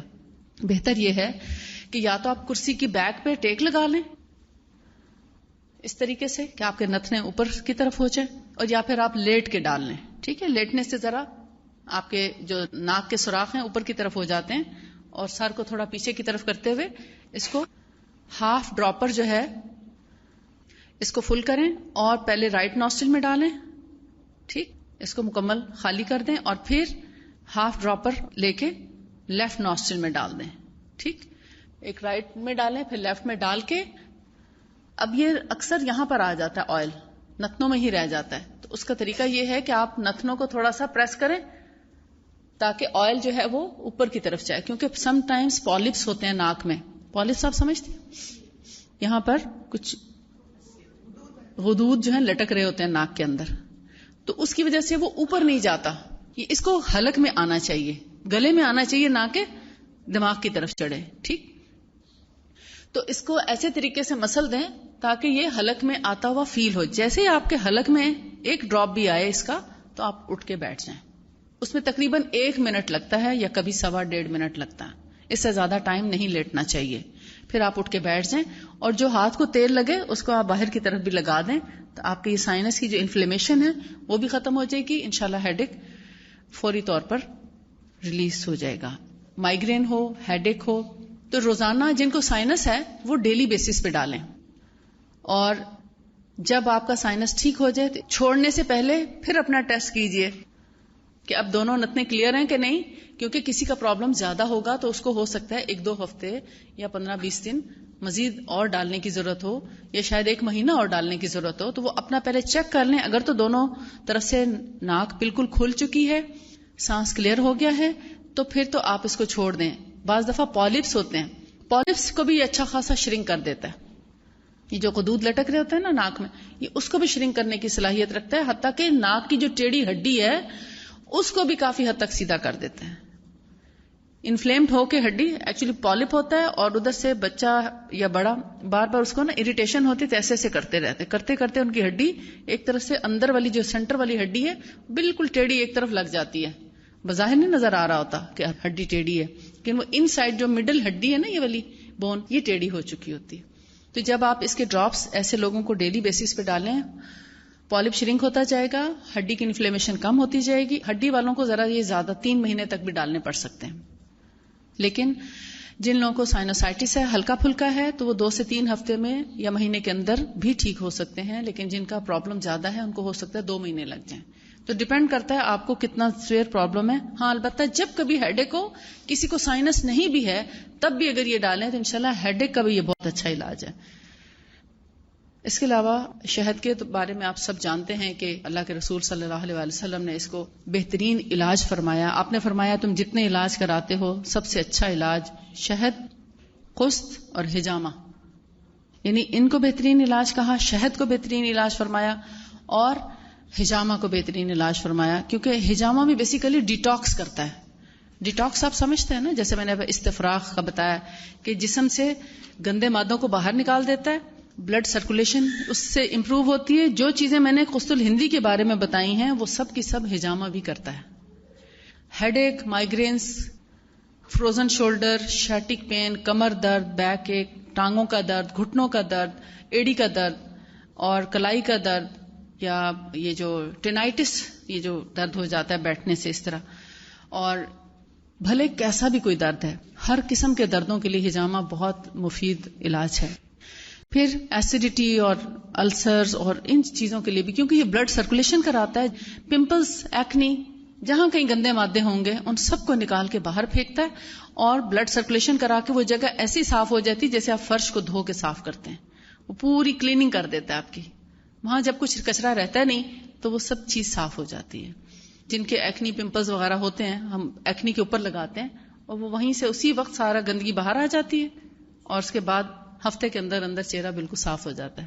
نہ وہ حجامہ کے داغ رہتے ہیں اور نہ ہی جو ہے وہ پمپلز. ہاں معدے کا مسئلہ ہے اگر، تو اس کے لیے پھر اگر جلن ہے تو قسط البحری استعمال کریں، اور اگر ویسے انڈائجیشن کا پرابلم ہے یا ایسیڈیٹی ہے تو اس کا علاج کرنا چاہیے، تاکہ معدہ ٹھیک ہوگا تو آپ کی باقی جلد بھی ٹھیک ہوگی. اگر معدہ ٹھیک نہیں ہے تو وہ جو کچھ اس کے اندر جائے گا وہ سب غذا کو بھی جلا کے رکھ دے گا، اور جلی ہوئی غذا جب مختلف حصوں میں جائے گی تو وہ آپ کی اسکن کو بھی ڈسکلریشن آ جائے گی اسکن پر، اور آپ کا جو ہیلدی لک ہے وہ نہیں آئے گی. اس لیے معدے کا علاج سب سے پہلے، میرے پاس جب بھی کوئی پیشنٹ آئے تو میں سب سے پہلے اس کے معدے کے بارے میں پوچھتی ہوں، کیونکہ آپ صلی اللہ علیہ وسلم نے فرمایا کہ معدہ ایک حوض ہے، حوض کی طرح ہے، جہاں سے تمام رگیں پورے جسم کو جاتی ہیں. یعنی قوت اور توانائی کا انحصار ہماری اسی غذا پہ ہے نا جو ہم معدے میں ڈالتے ہیں. اگر معدہ درست ہے تو پورا جسم درست کام کرے گا، اور اگر معدہ بیمار ہے تو پھر آپ پورے جسم سے صحت مندی کی توقع نہ رکھیں، پھر صحت مندی نہیں ہو سکتی. کئی دفعہ ایسا ہوتا ہے کہ آرتھرائٹس کا کوئی پیشنٹ آتا ہے اور ساتھ میں شکایت کرتا ہے کہ مجھے ایسیڈیٹی بھی ہے. میں پوچھتی ہوں معدے کا کیا حال ہے، آپ کو جلن تو نہیں ہوتی یا کوئی معدے میں کوئی درد وغیرہ؟ تو کہتے نہیں مجھے تو بہت ایسیڈیٹی ہے، میں تو کچھ نہیں کھا سکتی. تو پھر میں ان کو آرتھرائٹس کی بجائے معدے کا علاج شروع کر دیتی ہوں. تو وہ کہتے ہیں میری درد نہیں گئی ابھی. نیکسٹ ٹائم آتے ہیں تو کہتے ہیں کہ میں نے کہا آپ کو میں نے درد کی دوائی نہیں دی ابھی، کیونکہ آپ کا معدہ خراب ہے. آپ جو چیز کھائیں گی وہ معدے نے اس کو تباہ کر دینا ہے، نہ آپ کو طاقت پہنچے گی اور نہ جو آپ نے دوا کھائی ہے وہ آپ کھا سکیں گی زیادہ دن تک، کیونکہ معدہ بار بار کہے گا پہلے میری طرف توجہ کرو. آپ پہلے معدے کا علاج کریں.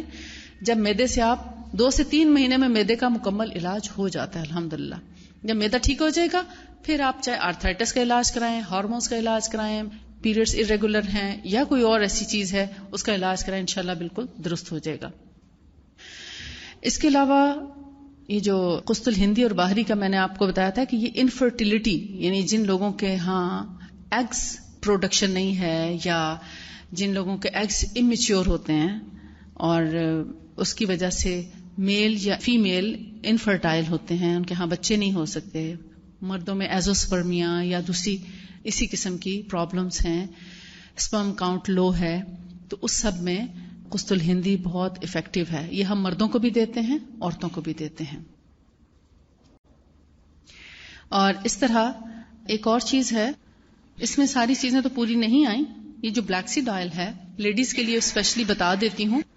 ویسے تو یہ دانت درد ہو یا کان درد، جسم میں کہیں پہ بھی درد ہو افیکٹو ہے، لیکن خاص طور پر خواتین کے لیے جیسے ویجائنل انفیکشنز ہیں، ویجائنل انفیکشن ہو یا ویجائنل ایچنگ ہو، لیگوریا کا پرابلم ہو، اور یا پھر یہ کہ اسمیل جن کو بہت آتی ہے، ایسے تمام پرابلمز میں یہ جو بلیک سیڈ آئل ہے اس کو انسرٹ بھی کیا جا سکتا ہے، ویجائنا میں انسرٹ کیا جا سکتا ہے. یعنی سرنج لے کے اس کی پن اتار دیں اور اس کے اندر تقریباً 1 ٹی اسپون جتنا اس کے اندر انسرٹ کریں، اس کے اندر اس کو جذب کریں اور پھر ویجائنا میں اس کو لگا دیں بالکل رات کو سوتے وقت، تاکہ اس کے بعد آپ اٹھے نہیں بیڈ سے. ساری رات جب یہ ان سائڈ رہے گا تو انشاءاللہ آپ کا ہر قسم کا انفیکشن، PID کا پرابلم، پیلوک انفلیمیٹری ڈیزیز یا ایچنگ کا مسئلہ ہو، یا اس کے علاوہ یہ جو یسٹ انفیکشنز ہو جاتے ہیں، ان سب میں یہ بہت افیکٹو ہے. 8 سے 10 دنوں میں یا میکسیمم 2 ہفتے میں بالکل ختم ہو جاتا ہے. اور جن کو ویسے ایچنگ کا پرابلم ہے تو ان کو صرف الٹے ہاتھ سے اس کو بس تھوڑا سا لگا بھی دیں تو اس سے بھی کافی ریلیف ہو جائے گا انشاءاللہ. دانت میں درد ہے تو روئی اس میں بھگو کے، تھوڑی سی روئی لے کے اس کے اندر فلیکسیڈ آئل لے کے مسوڑے پہ لگا کے اور اس جگہ دانت کی درد کی جگہ پہ رکھ دیں. 2 سے 3 منٹ میں درد ٹھیک ہو جاتا ہے. آپ اتنے ڈاکٹرز کے پاس بھاگتے ہیں، اتنی مہنگی مہنگی فیسیں دیتے ہیں، اور پھر اس کے بعد وہ ایک لمبے ٹریٹمنٹ میں آپ کو ڈال دیتے ہیں. تو اگر آپ اسی کو لگا دیں 5 سے 10 منٹ کے لیے بھی وہ روئی اندر رہ جائے تو کافی ہے. اس کے بعد جیسی درد ٹھیک ہو اس کو نکال دیں. کبھی ایسا ہوتا ہے کہ آپ کو دیر سے پتا چلتا ہے کہ یہ بھی کوئی دوا ہے دانت درد کی، اور آپ اس کو بہت دیر سے استعمال کرنا شروع کرتے ہیں، تب تک خاصی پس پڑ چکی ہے اور وہ جو ہے وہ خراب ہو چکا ہے. تو ایسے میں قسط البحری بھی اس جگہ لگائی جا سکتی ہے، یا اس سے کلی کی جا سکتی ہے. قسط البحری کی منہ میں رکھ کے تھوڑا سا پانی لے کے اور اسی جگہ پہ لگائیں تاکہ وہ انفلیمیشن اور انفیکشن اس کا باہر نکالے. اور پھر اس کے بعد جب وہ قسط البحری والا یعنی وہ ختم ہو جائے دور، تو پھر آپ اس کے اندر بلیک سیڈ آئل کا جو ہے وہ اگر اس کو گاز پہ لگا کے رکھیں تو زیادہ اچھا ہے. روئی کی بجائے جو پٹی بینڈیج کرنے والی ہوتی ہے نا، بینڈیج گاز کی جو بینڈیج ہوتی ہے، اس کا اگر آپ پیس کاٹ کے اور اس کے اندر بھگو کے رکھیں تو زیادہ اچھا رہے گا. کیونکہ روئی بعض اوقات زیادہ انفیکشن کرتی ہے، اس کے ذرات جب رہ جاتے ہیں تو زیادہ گرم ہونے کی وجہ سے بھی وہ پھول جاتا ہے مسوڑا. تو بہتر ہے گاز کو کاٹ کے اس کو ڈپ کر کے اس میں اور پھر دانت میں رکھا جائے، دانت کا درد ٹھیک ہو جائے گا انشاءاللہ. پھر نبی صلی اللہ علیہ وآلہ وسلم نے سرکے کو بہت پسند فرمایا، خاص طور پہ انگوری سرکہ یعنی گریپ ونیگر. ویسے تو آپ کو ایپل سیڈر اور نہ جانے کون کون سے ونیگر جو ہیں مارکیٹ میں ملیں گے، لیکن جو خاصیت انگوری سرکے کی ہے، جو انگور سے بنا ہوا ہے، اس کا کوئی توڑ نہیں ہے یا اس کی کوئی مثال نہیں ہے. کیونکہ انگور خود، جس کا ذکر قرآن پاک میں بھی ہوا ہے، ہمارے دل کی فلیکسیبلٹی کے لیے، ہارٹ فلیکسیبلٹی اور ہمارے مسلز کی فلیکسیبلٹی، اس کے علاوہ ہمارے جو وینز کا جو سسٹم ہے اس کی فلیکسیبلٹی کے لیے یہ بہت امپورٹنٹ ہے. پھر یہ باڈی کو ڈیٹاکس بھی کرتا ہے. اب دیکھیں، اب ساری چیزیں آلموسٹ ڈیٹاکس کرنے والی ہیں. یہ باڈی کو ڈیٹاکس بھی کرتا ہے، اسپیشلی ان لوگوں کے لیے یہ نعمت غیر مترقبہ ہے، یعنی جس کا کوئی نعم البدل نہیں، جن کو شوگر ہو چکی ہو، بلڈ پریشر ہو چکا ہو، کولیسٹرول ہو، یا ٹرائیکلسرائڈز جن کے زیادہ ہو گئے ہوں، یا جن کے جسم بلا وجہ پھولنا شروع ہو گیا، یعنی اوبیسٹی شروع ہو گئی ہے، ابھی سٹارٹ ہے، لیکن جو بہت موٹے ہو جائیں ان کا الگ علاج ہے.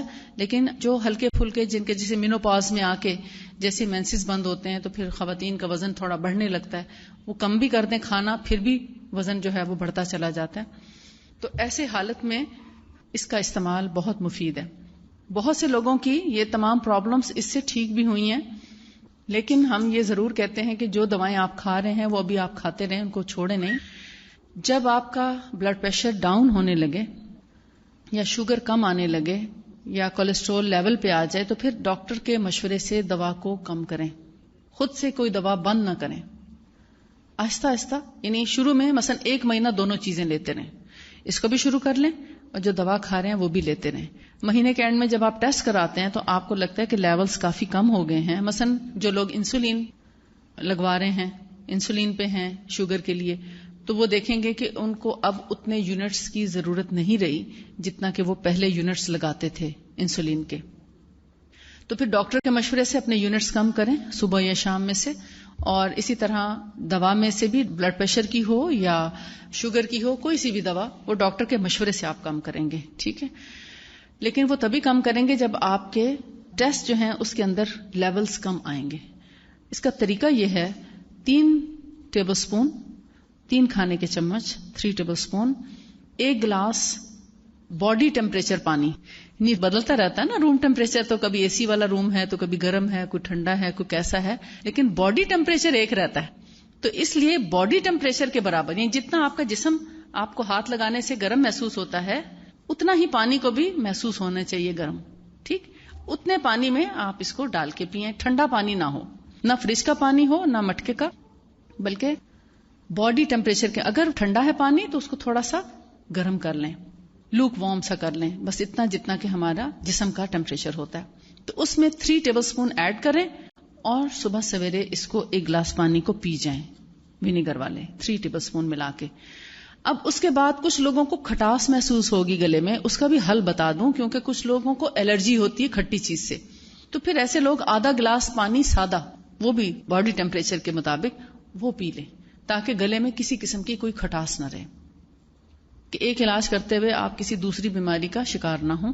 کیونکہ کھٹاس سے اگر آپ کو الرجی ہے تو آف کورس وہ آپ کو گلے میں خراش محسوس ہونا شروع ہوگی، تو اس کا علاج یہ کہ اسی وقت آپ اس کو سادہ پانی پی لیں. اس کے بعد اس کا کوئی حرج نہیں، پانی اگر آپ 2 گلاس بھی پی لیں صبح تو کوئی فرق نہیں پڑتا. ٹھیک ہے.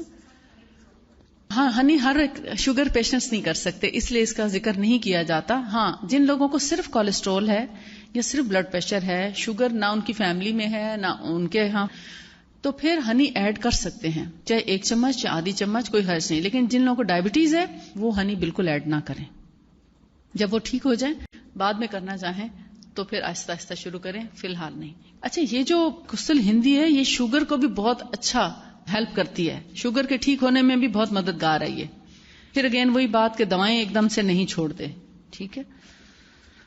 اچھا، اس کے ساتھ ہم تلبینہ ضرور ریکمینڈ کرتے ہیں، یعنی جن لوگوں کو کولیسٹرول ہو، کیونکہ جو تلبینہ ہے یہ اینٹی کولیسٹرول ہے، کولیسٹرول کا بہترین علاج ہے، ہائی فائبر فوڈ ہے.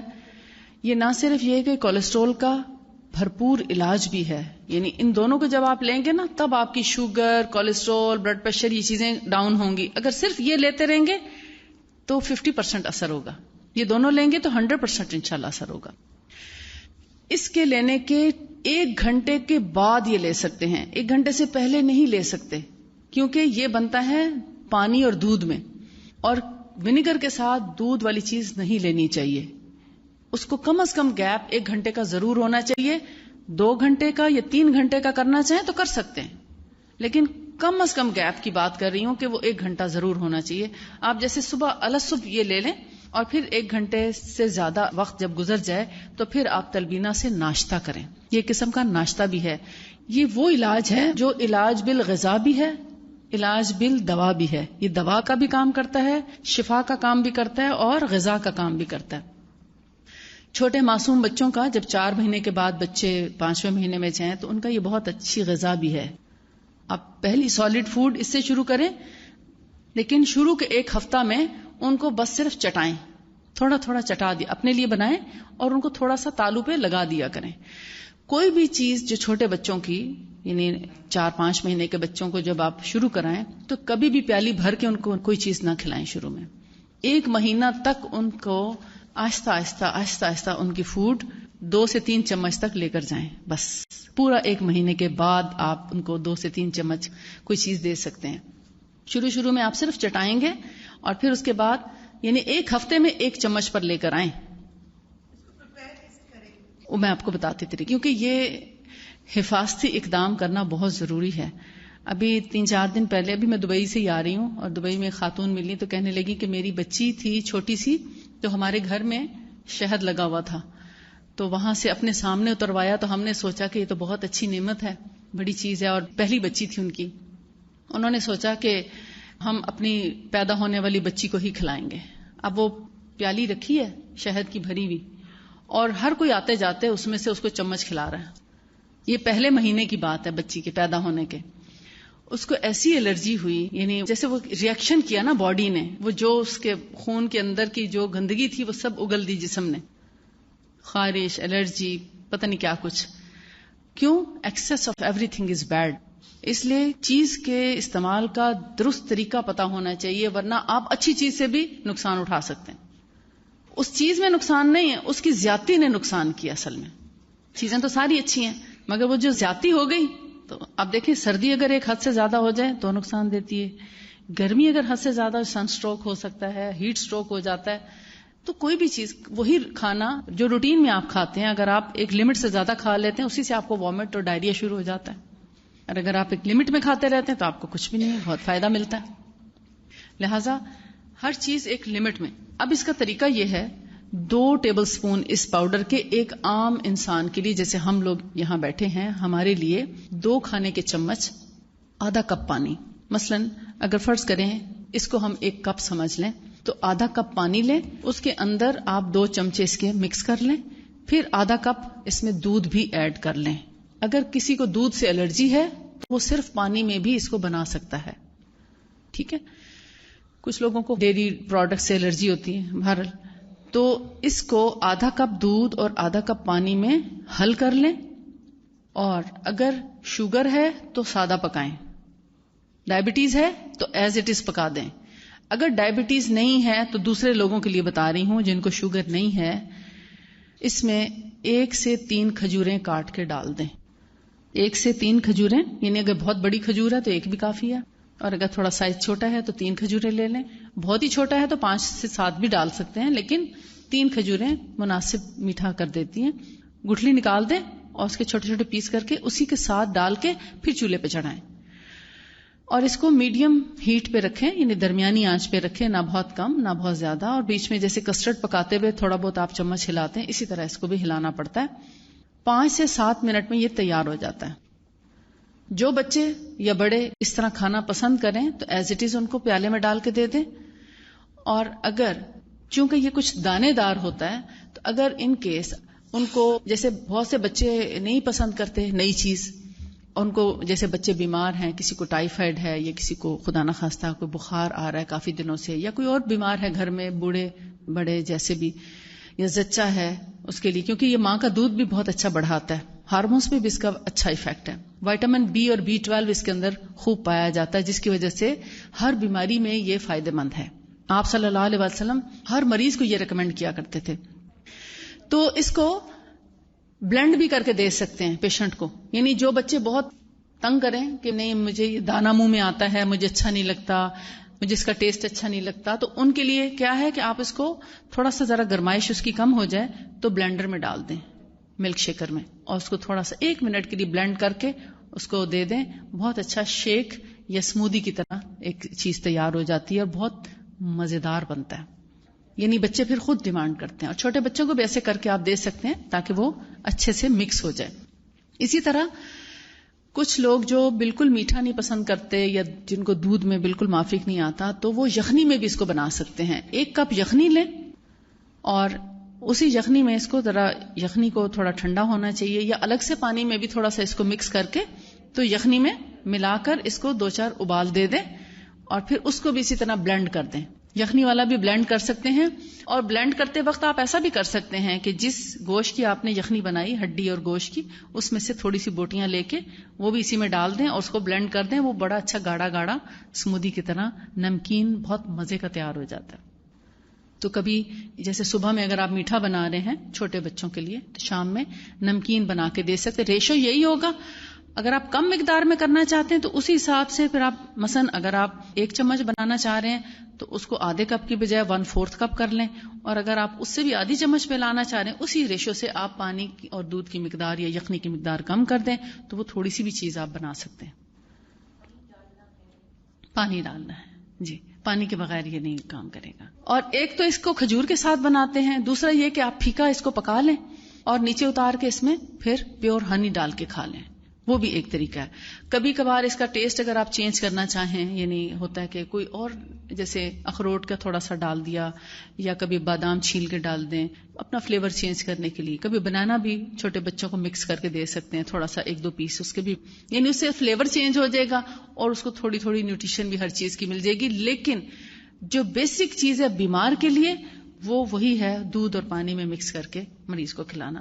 اور یہ جو گوشت والی یخنی ہے اس میں کبھی کبھی آپ کدو بھی ڈال دیں، کیونکہ بچے ویسے تو کدو کھاتے نہیں اور ضروری ہے ان کے لیے. آپ اس میں جب بلینڈ کر دیں گے بلینڈر میں، ان کو پتہ بھی نہیں چلے گا اس میں کدو ہے بھی یا نہیں. گاجر ہے، کدو ہے، اور کتنی ایسی سبزیاں ہیں، ٹنڈے ہیں، فروٹس ڈال دیں، سبزی ڈال دیں. جو بچے کچھ نہیں کھاتے ان کو آپ اسی میں اس کی اسموودی بنا کے دے دیں. سبزیوں کی بنا کے دے سکتے ہیں. اور اسی طرح چقندر ہے، چقندر کو آپ جو ہے وہ تھوڑا سا ایسا کر سکتے ہیں کہ ثابت چقندر کو 2-3 ابال دے دیں اور پھر اس کو اس میں سے کچھ حصہ لے کے اسی کے ساتھ بلینڈ کر دیں، تو بھی اس میں بھی اس کو بہت، یعنی کم از کم خون بنے گا اس کا تازہ. آئرن اور ایچ بی لو جن کا کم ہوتا ہے ایچ بی، ان کو بہت فائدہ دیتا ہے چقندر. بیماری کے بعد رہ جانے والی کمزوری کے لیے بھی چقندر بہت اچھا ہے. چقندر کا ویسے سیلڈ بھی کھایا کریں، آپ کو خون کی کبھی کمی نہیں ہوگی، ڈیفیشنسی نہیں ہوگی. کدو کش کر کے چقندر کچا ہی کر لیں. اگر کسی کو معدے کا کوئی مسئلہ نہیں ہے تو نارمل جو لوگ ہیں وہ ایسے بغیر کچھ اس کو چھیلے بغیر بھی، یعنی اس کے بس اوپر سے اچھے سے دھو لیں اور اس کے بعد اس کو کدو کش کر لیں. ایک سیب بھی کدو کش کر لیں، ان دونوں کو مکس کر کے. اگر کسی کو کھٹے سے الرجی ہے، جیسے گلا، کوئی لوگ لیمو نہیں لے سکتے، ونیگر نہیں لے سکتے، تو کچھ بھی نہ ڈالیں، ایسے ہی کھا لیں. اور اگر لیمو سے الرجی نہیں ہے تو ایک لیمن اوپر نچوڑ کے کھائیں، بہت مزے کا سیلڈ تیار ہوتا ہے. بہت ہی خوبصورت بھی لگتا ہے اور بہت یعنی ٹیسٹی بھی ہے اور صحت مند بھی ہے. چقندر بہت مفید چیز ہے. اب جن لوگوں کو فرض کریں کہ اوبیسٹی تو ہے مگر وہ حد سے زیادہ ہو گئی ہے اور وہ اپنا ویٹ ریڈیوس کرنا چاہتے ہیں لیکن کوئی دوا کام نہیں کر رہی، تو یہ بغیر کسی دوا کے انہی مسنون چیزوں سے بنایا ہوا سلم فٹ ہے، سلمنگ فارمولا ہے. اس کے اندر جیسے سنا مکھی اور ونیگر بھی ہے اور فینوگریک سیڈز بھی ہیں اور 3-4 چیزیں اس کے اندر ڈال کے اس کو تیار کیا گیا ہے. یہ آپ کو بہت آسانی سے اور بغیر کسی سائیڈ افیکٹ کے، بغیر کسی تکلیف کے بہت یعنی کوئکلی ویٹ ریڈیوس کر سکتا ہے. اس کے جو انسٹرکشنز ہیں اس کے پیچھے لکھی ہوئی ہیں اور اس میں صرف ایک چیز ہم بھول گئے لکھنا، وہ ہے وارم واٹر. یعنی ٹھنڈا پانی نہیں ہونا چاہیے، ذرا نیم گرم پانی ہونا چاہیے، کیونکہ ٹھنڈی چیز جو ہے وہ آپ کے جسم میں جمتی ہے، نکلتی نہیں. تو اگر گرم ہوگا تو یہ اچھے سے آپ کی آنتیں، خون وغیرہ صاف کر کے سب سے پہلے آپ کو افیکٹ نظر آئے گا پیٹ پہ اور پھر آپ کی اسی طرح باقی باڈی جو ہے وہ نارمل ہونا شروع ہو جائے گی. تو جتنا آپ ریڈیوس کرنا چاہیں آپ اس سے کر سکتے ہیں.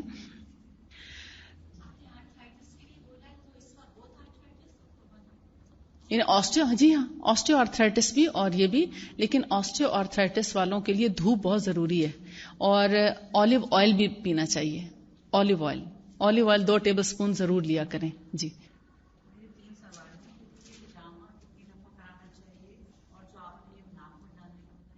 ہجامہ کا یہ ہے کہ ہجامہ ڈپینڈ کرتا ہے کہ آپ کا پرابلم کیا ہے. اور یعنی اگر فرض کریں کہ سر میں درد ہے تو وہ 1 سے 3 دفعہ میں ہجامہ سے سر درد ٹھیک ہو جاتا ہے. کسی کو صرف 1 دفعہ میں بھی ٹھیک ہو جاتا ہے، لیکن کسی کو سائنوسائٹس ہے تو سائنوسائٹس والوں کو فیس پہ بھی کرانا پڑتا ہے ہجامہ. یعنی فیس پہ جب تک نہیں کرائیں گے سائنس نہیں جاتا. تو ہر سر درد کے پیچھے کوئی وجہ ہوتی ہے، اس وجہ کو تلاش کرنا چاہیے، اس کے اکارڈنگلی ہجامہ کرنا ہے. کسی کو سٹریس کی وجہ سے سر درد ہوتا ہے تو پھر یہ ایریاز میں بھی ہجامہ ہوتا ہے. اور سننا پوائنٹ ساتھ میں ضرور ہے. 1 سے 3 دفعہ سر درد کا. آرتھرائٹس کے مریض کے ہر جوڑ پہ کپس لگتے ہیں، ہر جوڑ پہ، تو وہ تقریباً 22-23 کپ ایک وقت میں لگ جاتے ہیں.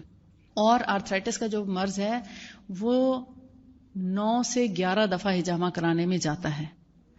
اس کو منتھلی بیسس پہ بھی کرا سکتے ہیں اور یعنی ہر مہینے بھی کرا سکتے ہیں.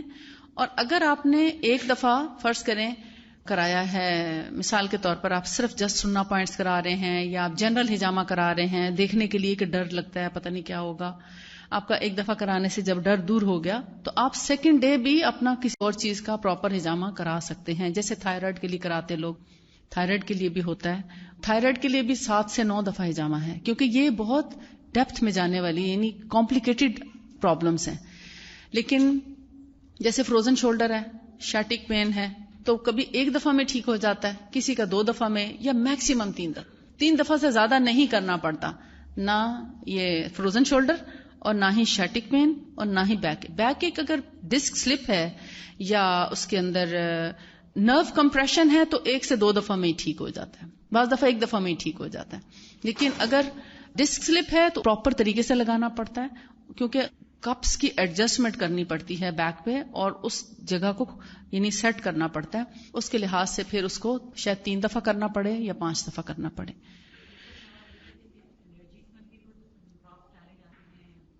نیزل الرجی یعنی چھینکیں آنے میں،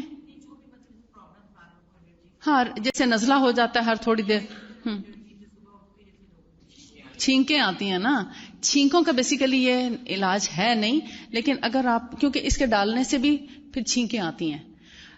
کچھ لوگوں کو تو ٹھیک ہوئی ہیں چھینکیں، لیکن اس کو میں نے اتنا اچھا یعنی میں نے شاید اس پہ فوکس نہیں کیا، تو میں اس لیے نہیں کہوں گی. جس چیز کو میں نے آزمایا نہیں یا جس کا رزلٹ نہیں دیکھا وہ میں آپ کو کبھی بھی نہیں کہوں گی. میدے کا علاج میدے کا علاج سب سے پہلے میں بتاتی ہوں جو نبی صلی اللہ علیہ وآلہ وسلم نے علاج بتایا. آپ نے فرمایا کہ میدے کے علاج کے سلسلے میں اگر کوئی میدا اپنا ٹھیک کرنا چاہتا ہے تو اس کو چاہیے وہ بھوک رکھ کے کھانا کھائے. صبح کا ناشتہ ضرور کرے اور رات کا کھانا بھی ضرور کھائے مگر عشاء سے پہلے. اگر آپ میدے کا علاج کرنا چاہتے ہیں تو عشاء کے بعد کھانا چھوڑ دیں, چاہے وہ سردیاں ہوں یا گرمیاں. عشاء سے پہلے یعنی مغرب اور عشاء کے درمیان کھانا کھا لیں, اور کھانا بھی بھوک رکھ کے کھائیں. بہت ہلکا کھانا, رات کا اسپیشلی ہلکا کھانا کھائیں. صبح کا ناشتہ ہیوی کر سکتے ہیں. ہیوی سے مراد یہ ہے کہ کھانا وہ بھی بھوک رکھ کے ہی ہے, پیٹ بھر کے نہیں. یہ سب سے پہلا علاج ہے. اور کھانے کے فوراً بعد پانی مت پئیں تقریباً 1 گھنٹے تک. اور رات کے کھانے کے بعد پیدل چلنا ضروری ہے. عشاء کی نماز بھی کھانے کے بعد پڑھیں اور کچھ نہ کچھ 5 منٹ کی واک کریں ضرور. یہ میدے کا علاج ہے. اگر آپ علاج پوچھ رہے ہیں تو یہ میدے کا علاج ہے.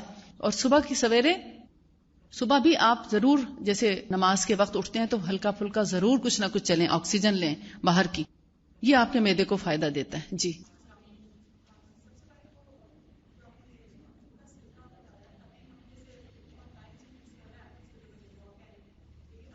یہ اس سے زیادہ بہتر ہے کیونکہ اس کے اندر ایسیڈیٹی پائی جاتی ہے, سٹرک ایسڈ ہے, مگر اس میں نہ سٹرک ایسڈ ہے نہ ایسیڈیٹی ہے. اس سے آپ کو السر کی شکایت ہو سکتی ہے کبھی بھی, لیکن اس کو آپ السر کے مریضوں کو بھی دیں گے تو انشاءاللہ نقصان نہیں ہوگا.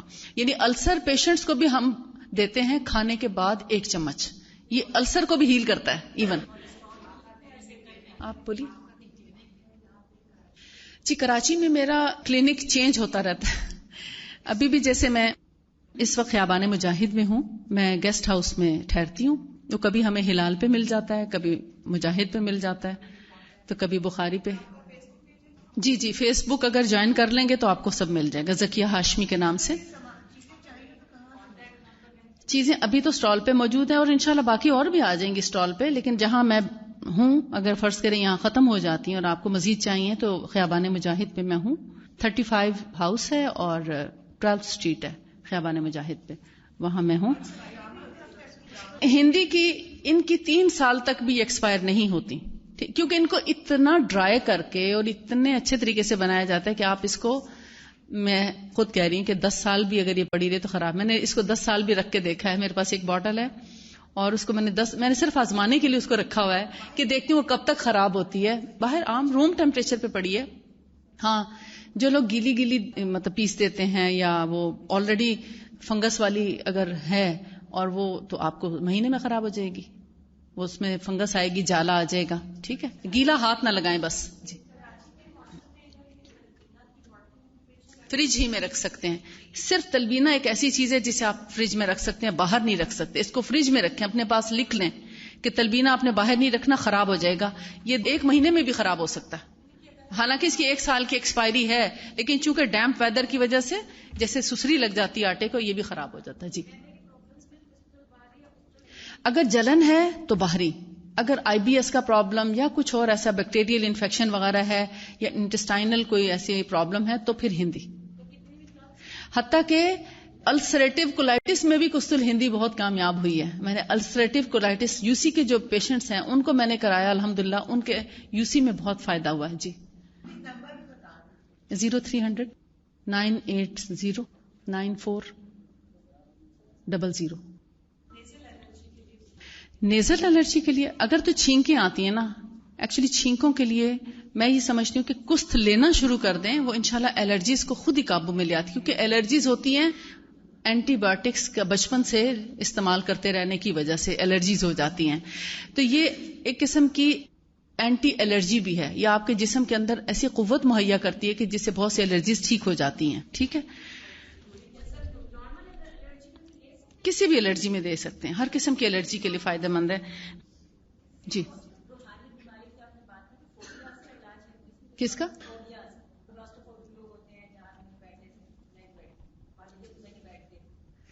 اس کا پھر دیکھیں رقیہ اور دم اور یہ چیزیں تو پھر اپنی افیکٹو ہے نا. یعنی آپ سفر پہ جانے کی دعائیں گھر سے جب نکلنے لگتے ہیں, پہلے گھر سے نکلنے کی دعا پڑھیں, 2 نفل پڑھ کے جائیں. مثال کے طور پر آپ سفر کی دعائیں پڑھیں, پھر راستے میں آپ تسبیحات اذکار کرتے جائیں. سواری پہ بیٹھنے کی دعا، اس کے پہلے گھر میں آپ پریکٹس کیا کریں. جیسے گاڑی میں بیٹھتے وقت، جب یہاں تک آئی ہیں آپ، گاڑی میں بیٹھنے کی دعا، چڑھتے وقت اللہ اکبر، بیٹھتے وقت سبحان اللہ، اور سبحان الذی سخر لنا ھذا وما كنا له، یہ دعاؤں کا اہتمام کریں. جب آپ سنتوں پہ عمل کرنا شروع کر دیں گے اور ہر موقع کی دعائیں آپ ساتھ میں پڑھنا شروع کر دیں گے تو شیطان آپ کا پیچھا چھوڑ دے گا. ایکچولی یہ شیطان ہوتا ہے جو آپ کو وسوسے دیتا ہے، اب ایسا ہو جائے گا، ہر بات میں نیگیٹو تھاٹس ڈالتا ہے. تو جب آپ سنت کا اہتمام کریں گے اور بسم اللہ پڑھ کے کام شروع کریں گے، وہ کہے گا اب ہمیں اجازت نہیں ہے انٹر ہونے کی، اب ہم اس کے ساتھ کچھ نہیں کر سکتے، اس کو اب فرشتوں نے گھیر لیا، اب ہمارا بس نہیں چلے گا. گھر میں انٹر ہوتے وقت، کھانا کھاتے وقت، ہر کام سے پہلے آپ بسم اللہ پڑھیں. جس کام میں آپ نے بسم اللہ پڑھ لی انشاءاللہ اس میں شیطان ڈنڈی نہیں مار سکے گا اور نہ آپ کو وسوسے دے سکے گا. جب تک آپ دعائیں نہیں یاد کرتے تب تک بسم اللہ کا اہتمام شروع کریں.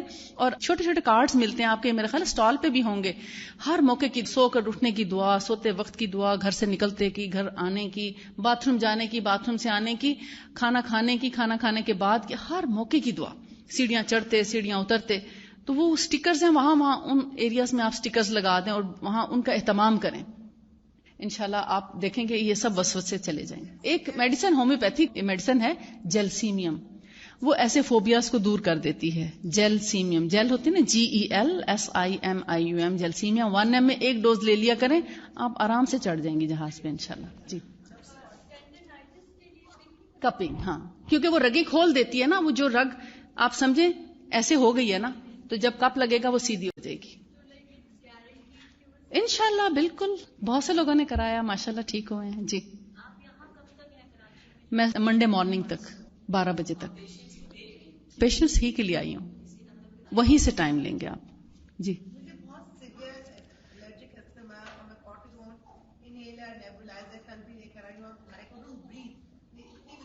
آپ اس کو پینا شروع کریں. میدے میں ایسیڈیٹی تو نہیں نا؟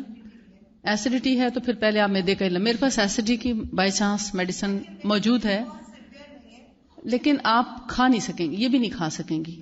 ہلکی سی بھی ہے تو یہ آپ کنٹینیو نہیں کر سکیں گی.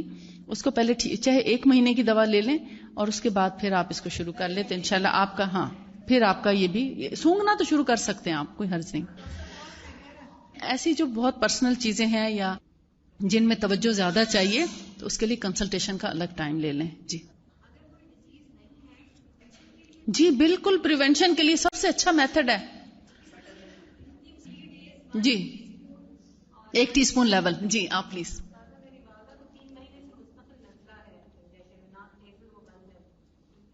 نزلہ پانی کی طرح بہ رہا ہے؟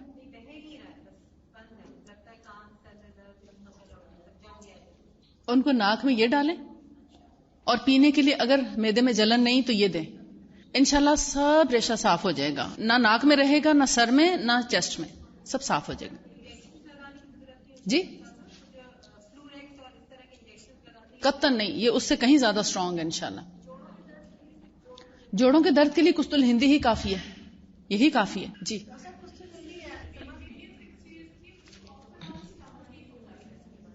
سٹمک ایک ہو جاتا ہے، جس کو سٹمک ایک ہے نا اس کو وہ بلیک سیڈ آئل پلائیں.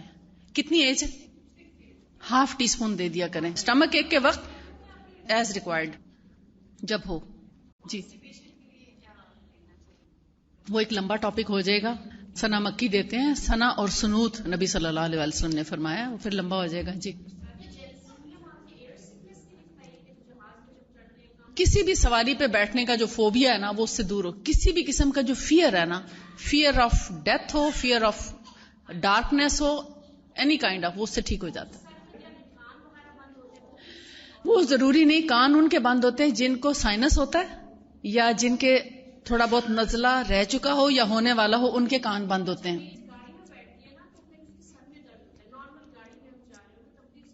وہ ٹریولنگ سکنس ہے، اس کی میڈیسن ڈفرینٹ ہے، وہ پھر آپ بعد میں نہیں، وہ کوکیولس ہے. جی اس کا ڈفرینٹ علاج ہے، اس کے لیے آپ کو کنسلٹ کرنا پڑے گا. جی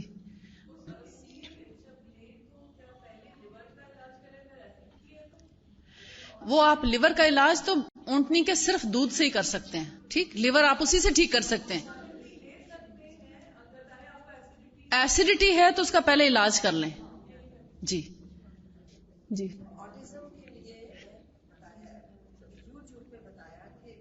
کست بہت اچھی ہے آٹزم کے لیے.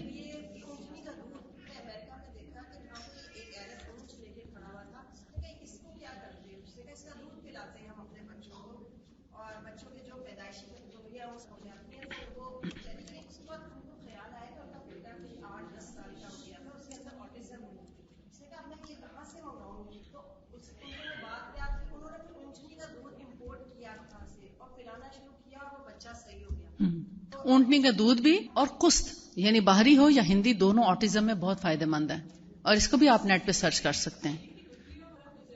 جی کس میں؟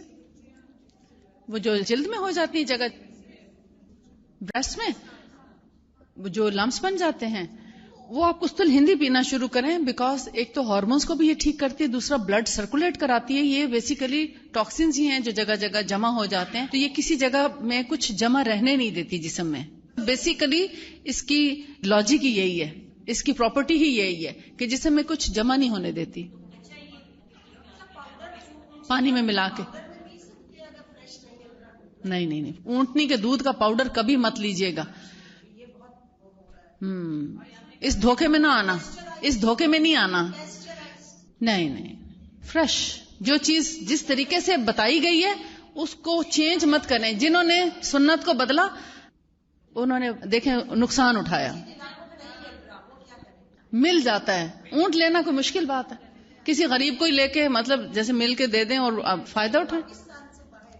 میں کہتی ہوں لوگوں نے امریکہ میں بھی اونٹنی ڈھونڈ لی تھی جی، ان کو بتایا اور ماشاءاللہ فائدہ اٹھایا انہوں نے. جی ہندی پلائیں جی لیول ٹی اسپون پانی میں ایک دفعہ کافی نہیں. ڈپینڈ کرتا ہے کہ آپ کا کتنے عرصے میں ٹھیک ہوتا ہے. 1 منتھ لے کے 5 دن کے لیے چھوڑ دیں. ہاں 5 دن کے لیے چھوڑیں، پھر دوبارہ سے 1 منتھ لیں، پھر 5 دن کے لیے چھوڑیں، پھر دوبارہ سے لیں، تو جب تک کہ وہ کلیئر نہ ہو جائے.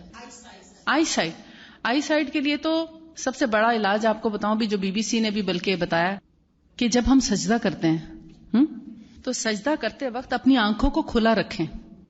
حالانکہ سنت میں بھی یہی ہے طریقہ کہ سجدے میں آنکھیں بند نہ کریں.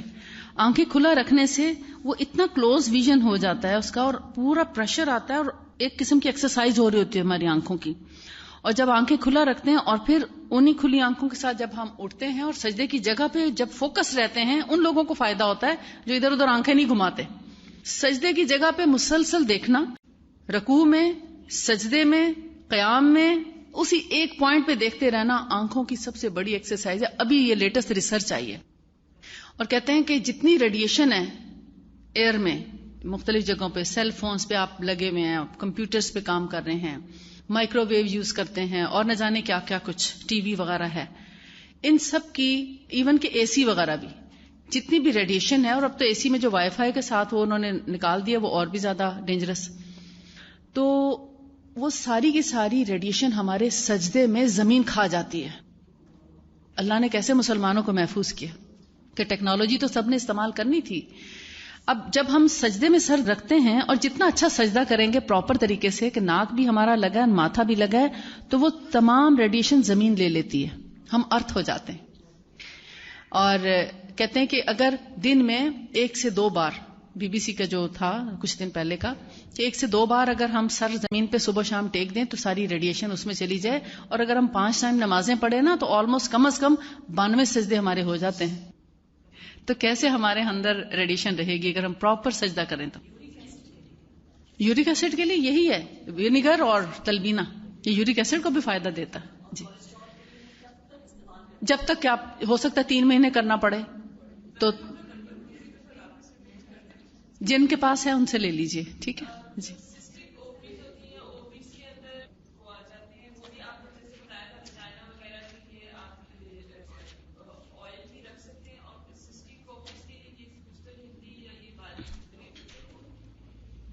اووریز کے لیے جی OPCOs ہیں، اوویرین سسٹ ہے، ان سب کے لیے قسط الہندی بے تحاشا استعمال کرائی ہے میں نے اور 100% ریزلٹس لیے ہیں. اسی طرح پانی میں ملا کے جی. ہاں 1 منتھ کے بعد جی آفٹر مینسس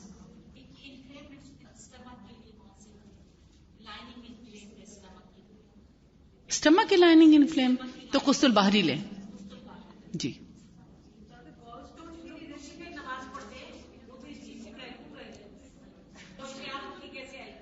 بس وہ آپ دعا کریں. جی جی جی جی جی آپ دعا کریں. بہت سے لوگ واپس آئے ہیں انشاءاللہ. آپ ہجامہ کرائیں, ہو سکتا ہے آپ ہجامہ سے واپس. بہت سے لوگ ہجامہ کرا کے کرسی سے سجدے پہ آ گئے ہیں ماشاءاللہ. اچھا یہ دیکھیے 2-3 چیزیں رہ گئی تھیں, میں ان کا بتا دیتی ہوں آپ کو.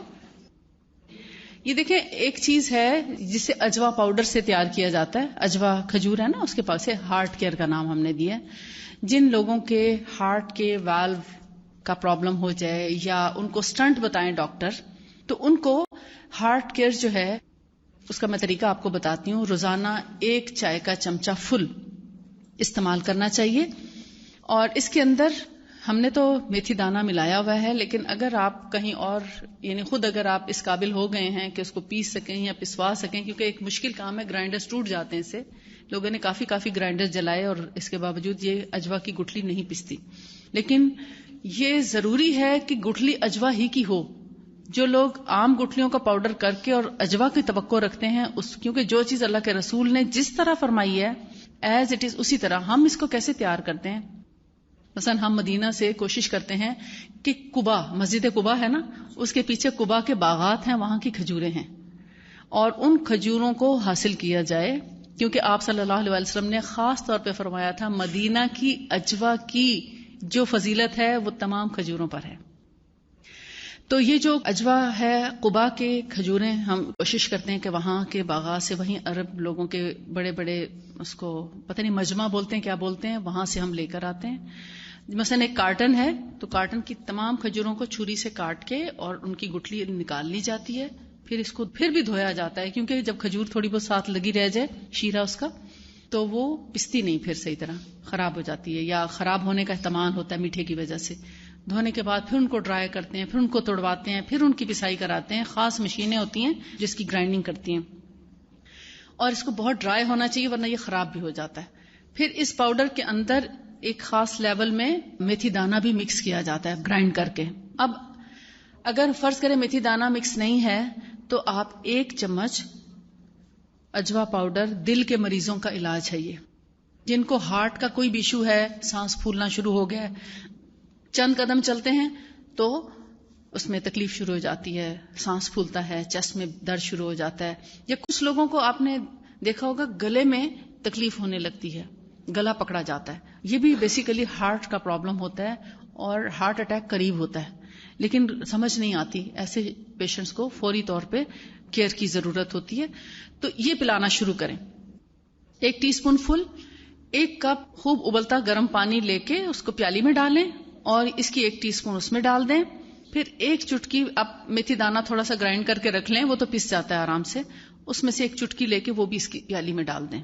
اور اگر شوگر ہے تو 1 اجوا کاٹ کے ڈالیں, اجوا کھجور 1 کاٹ کے ڈالیں, زیادہ نہیں کھانی, ٹھیک. اور اگر شوگر نہیں ہے تو پھر 7 دانے سے شروع کریں, کیونکہ نبی صلی اللہ علیہ وسلم نے حضرت سعد بن ابی وقاص کو 7 دانہ اجوا سے شروع کرایا تھا. 7 دانے اجوا کھجور کے اس میں کاٹ کے ڈالیں اور ان 7 گٹلیوں کے برابر پاؤڈر اور 1 چٹکی میتھی دانہ, اس کو تھوڑی دیر رکھا رہنے دیں. پھر اس کو مکس کر کے آپ صبح کے وقت اس کو کھا لیں. اس کے بعد تلبینہ کا ناشتہ بھی کر سکتے ہیں, وہ بھی دل کے لیے بہت اچھا ہے. تو یہ ڈیلی بیسس پہ کم از کم 40 ڈیز ضرور کھائیں, ٹھیک. تو یہ کسی بھی سٹنٹ کی انشاءاللہ ضرورت نہیں رہے گی, اور تمام جو خون کی نالیاں ہیں وہ انشاءاللہ شریانے کھل جائیں. نارمل کھا سکتا ہے, کوئی حرج نہیں, احتیاطاً بھی لی, جہاں کہیں سانس پھولنے لگا ہے لے سکتے ہیں تاکہ پتہ چل جائے گا کہ کیا جی اس میں ہے. دیکھیے ایک چیز اور ہے, وہ گلو نہیں آئی. جن بچیوں کے یا عورتوں کے چہرے پہ بال ہوتے ہیں, فیشل ہیئر, تو ان بالوں کے لیے ایک خاص دوا ہے, یہ اس شکل میں بھی موجود ہے اور اس میں بھی موجود ہے, دونوں پیکنگز میں. اس کا بائی چانس ابھی ہم لیبل نہیں کر سکے. یہ جی اس کا علاج کرنا چاہیے. پی سی اوز کا پرابلم ہے تو کستل ہندی کا استعمال کریں, یہ ہارمونز کو سیٹ کر دیتی ہے. یہ پینے کے لیے اور لگانے کے لیے یہ فیشل پاؤڈر, اس کو آپ 1/2 ٹی اسپون اس کی لیں, گلو کی, اس کو یہ اتار کے اور جسٹ آپ اس کو 1/2 ٹی اسپون جتنا اس کو ڈالیں اور ہاف ٹی اسپون اس کا پاؤڈر کا لے لیں. ان دونوں کو آپس میں مکس کریں اور چند قطرے یا تو زمزم ڈال لیں اور یا پھر روز واٹر یعنی گلاب کا ارک. ہاف ٹی اسپون پیسٹ بنا کے لگانا ہے. P C O S, hormonal imbalance, menstrual problem, سب کے لیے یہی ہے. ٹھیک, یہ 1 ٹی اسپون لیول ڈیلی پینا. یہ لگانے کی چیز بتا رہی ہوں کیونکہ جب تک آپ لگائیں گے نہیں, جو اگے ہوئے بال ہیں وہ اتنی آسانی سے جاتے نہیں. موٹے موٹے تھک بال بھی اس سے ختم ہو جاتے ہیں. رواں رہ جاتا ہے لیکن تھک بال سارے انشاءاللہ ختم ہو جائیں گے. یہ ہاف ٹی اسپون ان دونوں کو مکس کر لیں. پھر مزید پتلا کرنے کے لیے ایک اندازے کے مطابق آپ زمزم ملا لیں یا گلاب کا ارک ملا لیں. ان کا پیسٹ بنا لیں. فیس واش کر کے تھوڑا گیلا تھوڑا سوکھا ہو, بالکل ڈرائی منہ پہ نہیں لگے گا, نہ لگائیں. پہلے ہمیشہ دھونا ضروری ہے. وہ دھو کے اور پھر اس کو آپ پتلا پتلا پیسٹ 1 گھنٹے کے لیے لگا لیں, کافی ہے. اور جب یہ سوکھ جائے یعنی 1 گھنٹہ گزر جائے تو آپ اس کو ہاتھ گیلا کر کے تھوڑا تھپتپا کے اور ہلکا سا اس کو مسلیں گے, زیادہ زور سے نہیں مسلیں گے, اور پھر اس کو واش کر لیں. یہی عمل آپ تھریڈنگ کے بعد بھی کر سکتے ہیں اور بغیر تھریڈنگ کے دونوں طرح سے کیا جا سکتا ہے. ٹھیک ہے, یہ 1 گھنٹے کے لیے روزانہ لگانا ہے. 3 مہینے بعد آپ کو اس کا ایفیکٹ نظر آتا ہے. 3 مہینے بعد آپ کو لگے گا واقعی بال کافی حد تک کم ہو گئے. اور پھر جب آپ سمجھیں کہ ابھی مکمل نہیں گئے کیونکہ کسی کے زیادہ ہوں گے تو 3 مہینے میں نہیں جائیں گے, ان کو تھوڑا سا اور زیادہ ٹائم لگے گا. لیکن جو ہلکے پھلکے بال ہیں وہ 3 مہینے 3.5 مہینے میں ختم ہو جاتے ہیں. یعنی یہ 1-2 دفعہ لگانے سے ٹھیک نہیں ہوتا. میں ہر مہینے آتی ہوں تو وہ ہم فیس بک پہ ڈال دیتے ہیں, اور ہم نے ایک کراچی کا گروپ بھی بنایا ہوا واٹس ایپ کا, اس پہ بھی ہم ڈال دیتے ہیں انفارمیشن. ہم کہتے ہیں کہ اس میں میسج آپ مت بھیجیں, صرف انفارمیشن کے لیے بنایا بس, اور کسی میسیجنگ کے لیے نہیں بنایا. اسے اوائڈ کریں تاکہ لوگوں کا ٹائم نہ ویسٹ ہو. وآخر دعوانا الحمدللہ رب العالمین. سبحانک اللہم و بحمدک, اشہد ان لا الہ الا انت, استغفرک و اتوب الیک. السلام علیکم و رحمۃ اللہ وبرکاتہ.